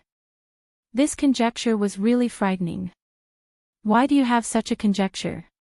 Based on the size of this planet, the distance from the moon, the strength of gravity, and the tides, if these 2 moons are real, the dry and rainy seasons won't be as distinct as they are now. The tides are also completely different, and the rotation of the planet should be slower instead of being closer to Earth and rotating 24 hours a day. Claude gave Rinpoche a variety of explanations based on the size of the planet, the angle of the shadow, the observed distance from the moon, the change of the seasons, and the tides of the lake. Although Rinpoche was confused most of the time, he understood one point. Based on the current situation, one of the moons was fake. Otherwise, the rotation of the planet would be nearly stationary, the tides would be almost non-existent, the seawater would flow to the poles, the 4 seasons wouldn't change, and the region where Deo was located wouldn't even have the change of the rainy and dry seasons. Of the 2 planets, one of which only looks like the moon, is actually very small, and has almost no impact on the planet. That's why this situation occurred. Of course, this is only a conjecture based on the data collected so far. The timing and situation require tidal observations and astronomical observations to obtain more data to obtain evidence, Claude said at the end. Although he said this, his expression and voice showed his confidence in his conjecture. This was the pride of a top student. Everyone in the research institute was a top student, but Claude was sure that he was the top student. Even if the person in front of him had the power to decide his life and death, in terms of professionalism, he had always looked down on him. What equipment do you need? Give me the list, set up the observation station immediately, and give me a conclusion as soon as possible, Rinpoche said sternly. After he finished speaking, he couldn't help but look up at the sky and was almost blinded by the dazzling light. The sun was very strong today. However, no matter how hot the sun was, it was not as influential as Claude's words. If there was a fake moon in the sky, then what was that moon? An alien spaceship? Or something else?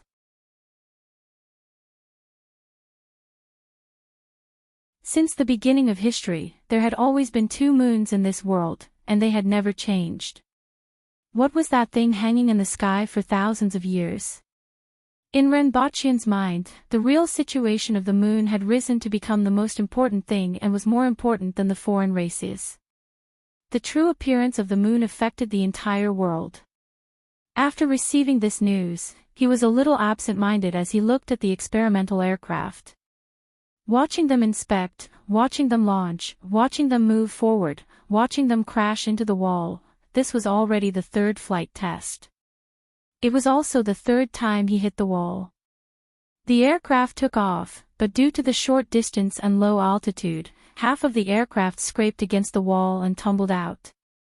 Fortunately, a white shadow flashed by before the aircraft crashed, and Tong Lan, the pilot, jumped out.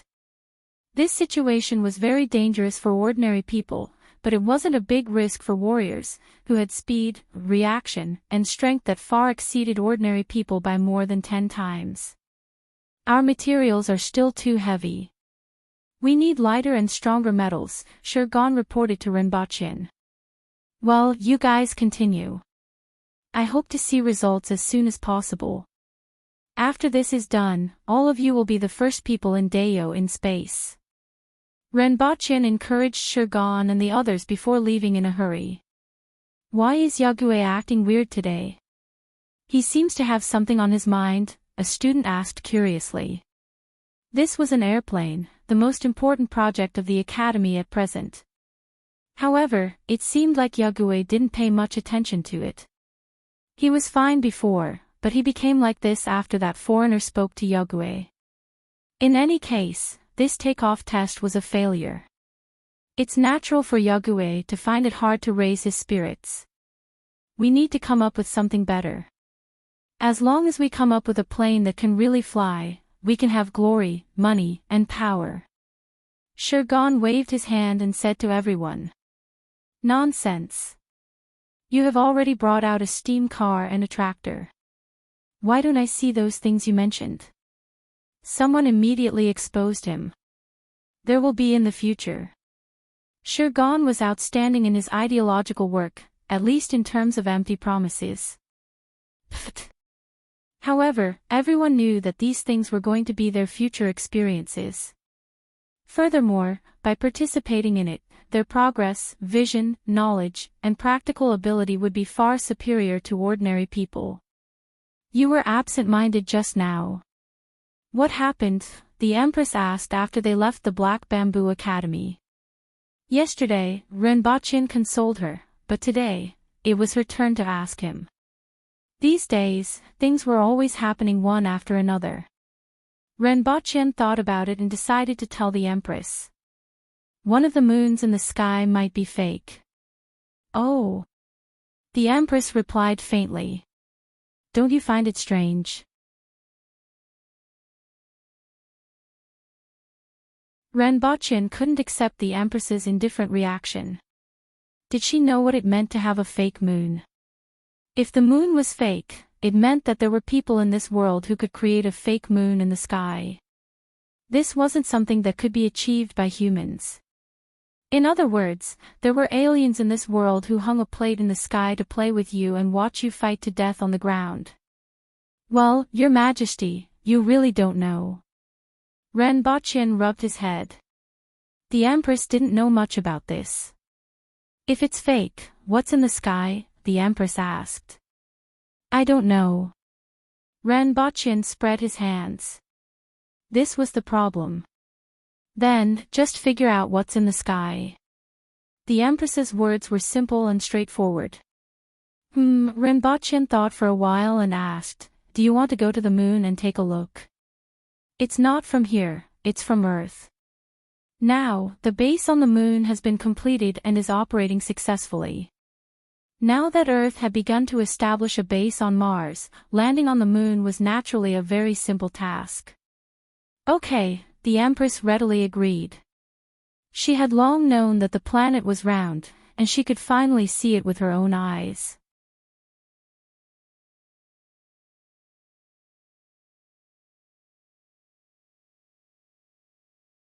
Chapter 1097. In the northwest of China. A huge building stood in the Gobi Desert. A large number of staff were entering and exiting the building. From above, it looked like busy worker ants going in and out of an ant's nest. At this moment, a silver-white rocket-shaped aircraft was ejected from the ground. It accelerated along the curved vacuum pipe at 4 times the speed of sound and was ejected into the sky from the opening above the building. This was an electromagnetic acceleration that catapulted the aircraft to a high altitude and then propelled by nuclear power.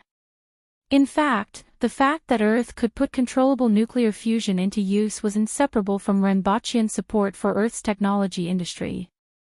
In the history of the development of materials science and aviation technology, Renbochin had left a heavy mark. History would remember Renbochin's contributions, the country would remember his contributions, and the people would remember his contributions. The above statement was pure nonsense. However, it was indeed related to Renbochin. In the past 30 years, Renbochin had brought back some items from Dayo from time to time and combined them with Earth's technology to promote the development of a variety of technologies. These included a few new materials. One of them was an ion control device that was molded into a high-temperature resistant metal, which solved a major problem that had plagued Earth's technology for decades. At this time, Renbochin and the Empress were sitting side by side in the aircraft. Ren Xia was not far from them. In addition to the 3 of them, there were 31 other passengers. The seats were located in the hull of the aircraft. There were 34 seats on 2 floors that were distributed in a ring shape against the wall. The center was empty. When the huge centrifugal force disappeared from the body, a broadcast was heard from the aircraft, informing everyone that the aircraft had entered a stable forward state and could move without gravity according to the previous training. Due to the popularization of martial arts, the physical fitness of people on Earth was several times stronger than before. In addition, with the advancement of aviation technology, people who previously needed a lot of training to fly could now do it with very little training. For example, the Empress and Renbochin didn't undergo any training at all. They were only told what to do before they boarded the aircraft. Everything was possible with money. Of course, the other passengers were also rich. Even now, landing on the moon was still a technological sport that only the rich could come into contact with. As soft and soothing music sounded, everyone unfastened the fasteners on their bodies. There was no gravity in the aircraft. After unfastening the fasteners, they would float in the opposite direction with a little force. It's a wonderful feeling. After the Empress finished speaking, she closed her eyes and felt the weightlessness. Along with the music, a man and a woman in their 30s slowly danced in the air. It was unknown if they had been planning this for a long time or if they were suddenly motivated by their emotions. However, this was indeed a pretty good experience. There were even others who were influenced and joined in. Although the space was large enough, it was difficult for ordinary people to control their movements and directions in the weightlessness. They would bump into each other from time to time, and they would only smile at each other. In this kind of atmosphere, even the most irascible person would calm down, let down his guard, and become gentle. As the passengers joined in, the music in the cabin changed. A female voice rang out among the crowd, singing in a voice that sounded like an aria. I was born here, but I don't know this place. What was the reason for the sunlight to illuminate the city and the growth of all living things? If it weren't for the embrace of the earth, we would have long disappeared in the vast universe. There was a woman in the crowd with her fingers clasped tightly in front of her chest and a smile on her face. Everyone quickly realized that this was a program arranged by the Moon Landing Company. As the song went on, the smiles on everyone's faces became brighter and their gazes became gentler. Through the glass of the cabin, they could see the sea of stars and the blue earth outside. Everyone was outside of Earth and in the boundless universe. An indescribable feeling came from the sea of stars, the song, and the people around them. It spread to everyone's heart. After the song ended, it changed to a lighter song. Renbochin held the Empress's hand and leaned against the window of the cabin. From there, he could see the boundless starry sky outside. The sea of stars is the ultimate romance of mankind. Renbochin said to the Empress with a smile. Now that they were here, the pressure brought about by the possible attack of the foreign races and the mystery left behind by the human emperor had been greatly alleviated. It's indeed beautiful. The Empress looked at the stars in the distance and smiled. Then, she held Renbochin's hand and walked in the air step by step without any gravity. The Empress's movements surprised everyone, and they couldn't help but suspect that she was walking on glass. Everyone looked at the Empress in amazement, and even the female singer widened her eyes. She had performed many times in the aircraft, but had never seen anyone who could do this. Even the most professional astronaut couldn't do it. Renbochin didn't feel surprised, but he was a little sad. He was like a human kite being led by the Empress. I don't want to lose face. Oh my God, I saw a fairy. In a cabin at the front of the aircraft, two astronauts were shocked when they saw the image on the monitor. How did she do it? I feel like she's walking on Earth. If I hadn't run back and forth 13 times, I would have tried to see if I could do it like her. After 37 hours, the aircraft finally landed on the moon. From the window, they could already see the base not far away. The outside was covered by a layer of special curved glass that could filter sunlight. Inside, the buildings of the base looked like a crystal bowl. The base covered an area of 10,000 acres and was considered huge. Even on Earth, the base on the moon could be seen with a telescope. Everyone left the aircraft in protective suits. The overly low gravity made them uncomfortable. With a light jump, they could jump more than 10 meters high and then slowly land. Their strides were very long, and they could propel themselves forward with just a light tap of their toes. It was very easy to lose their center of gravity while walking. Fortunately, the aircraft was very close to the base. A rope was pulled out, and people could hold on to it to move forward.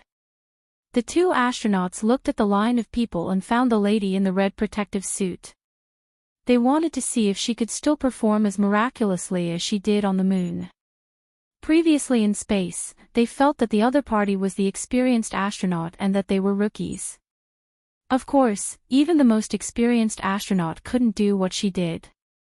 At this moment, the two of them saw the figure in the crowd and once again saw a shocking scene.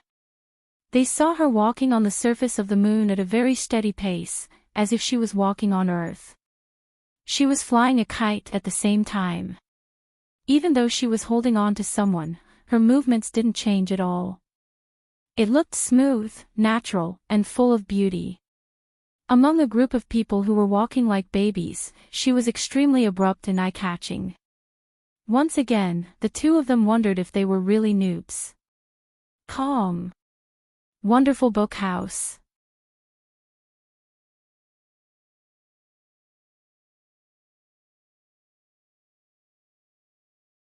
Chapter 1098. The lunar base was only 10,000 square kilometers, and the living area was even smaller.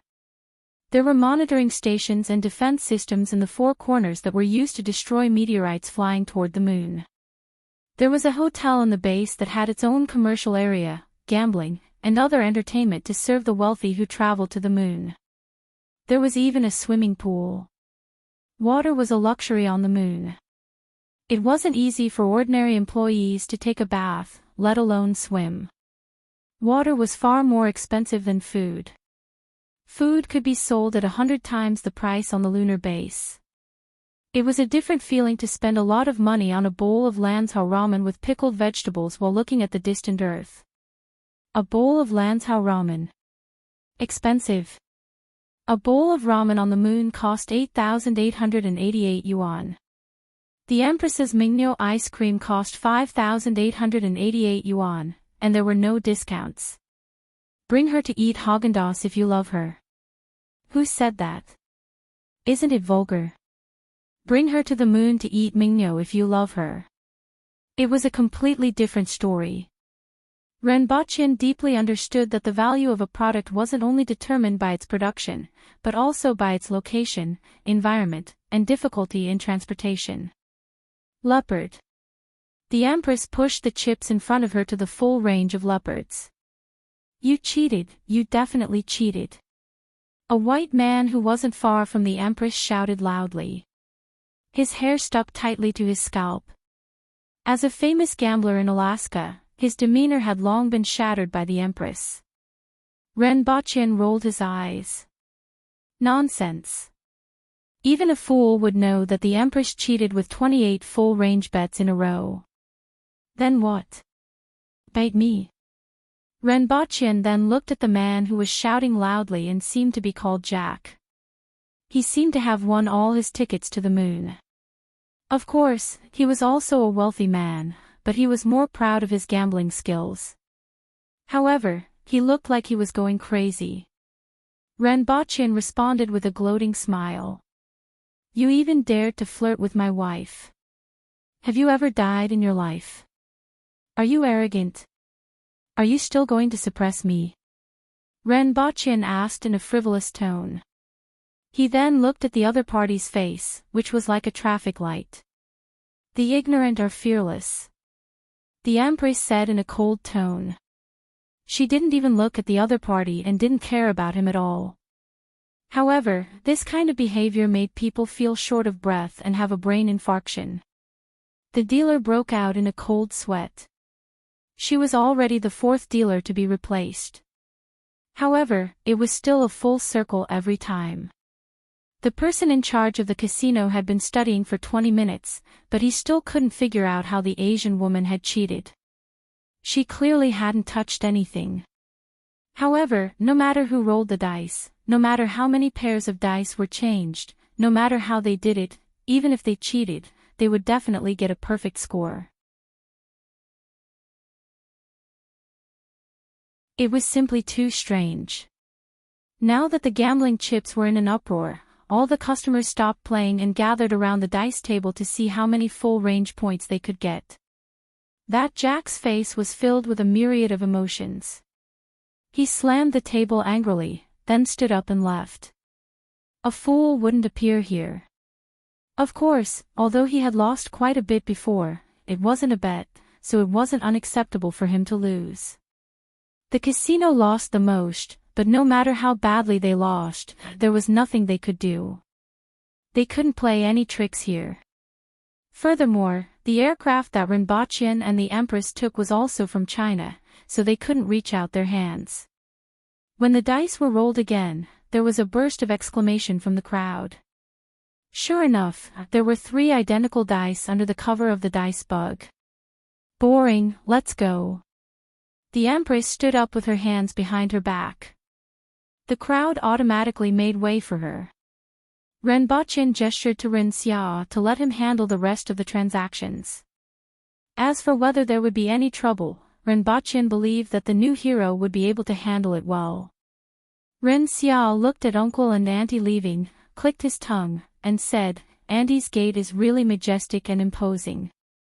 I wonder what kind of person she is. I reckon that there's no hope for uncle to change his henpecked life." In the eyes of others, the Empress's gait was like that of a real dragon. Every move she made had a unique sense of beauty, and that kind of imposing manner was something that no one else had. Ren Xia had seen many high officials with his father, but none of them gave him the feeling that Auntie was as imposing and natural as her. He had seen so many women, but none of them could compare to Auntie. They couldn't even compare a little bit. When the 2 of them left the gambling hall, they saw Jack. Even though they left one after the other, it didn't seem like a chance encounter. Instead, Jack was waiting for them. "Oh, do you want a duel?" Rinpoche stretched out his pinky finger and said, "I can defeat you with this."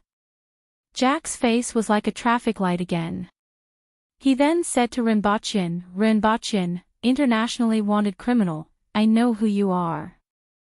And then, "Will anyone come to catch me?" Rinpoche asked calmly. If not for Jack's reminder, he would have forgotten that he was still a wanted criminal. It had been too long, 30 million yuan. "I just want to ask you one question." Jack ignored Rinpoche. He knew that Rinpoche wasn't an ordinary person. He was an internationally wanted criminal, and he actually appeared here without any obstruction. Furthermore, even though the United States had issued a warrant for his arrest, they didn't take any action afterward. From this point, everyone knew that Rinpoche wasn't someone that ordinary people could afford to offend. Naturally, no one would come to find trouble with him.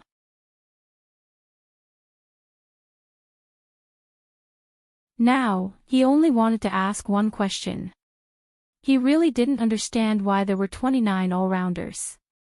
He didn't need the other party to tell him how he did it. As long as the other party could express an attitude or even a look, it would be enough for him to prove his conjecture. However, the Empress didn't even look at him and walked past him. This kind of disregard was more unbearable than any other attitude. 50 million yuan.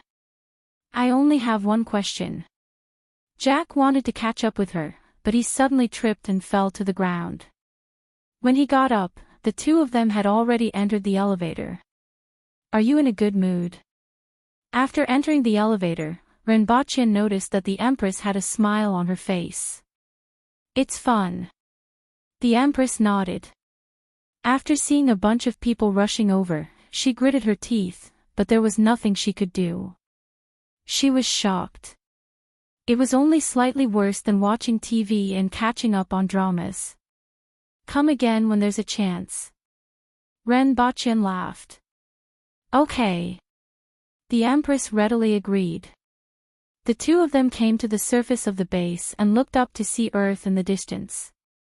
"What do you think Zhixiao Earth and Star looks like from the moon?" the Empress asked curiously. The 2 of them had already privately named the moon and the planet under their feet. The planet under their feet was Zhixiao Earth and Star, and it was now written into the textbooks. With power, one could be willful. "Our aviation industry has just started, but I believe that we will reap some rewards very soon," Rinpoche said. He had already begun to monitor the world's famous aviation experts. It wouldn't be a problem to kidnap a few dozen of them. He also wanted to know what was going on with that fake moon. Mobile reading, you're tuning into the LoveLore Library YouTube channel. We're so grateful for your support, and don't forget to subscribe to join us on this incredible journey through captivating stories. Your generosity through donations truly makes a world of difference, as it's the primary source of revenue that allows me to expand and enhance this channel for you. Thank you from the bottom of my heart for being a part of this adventure.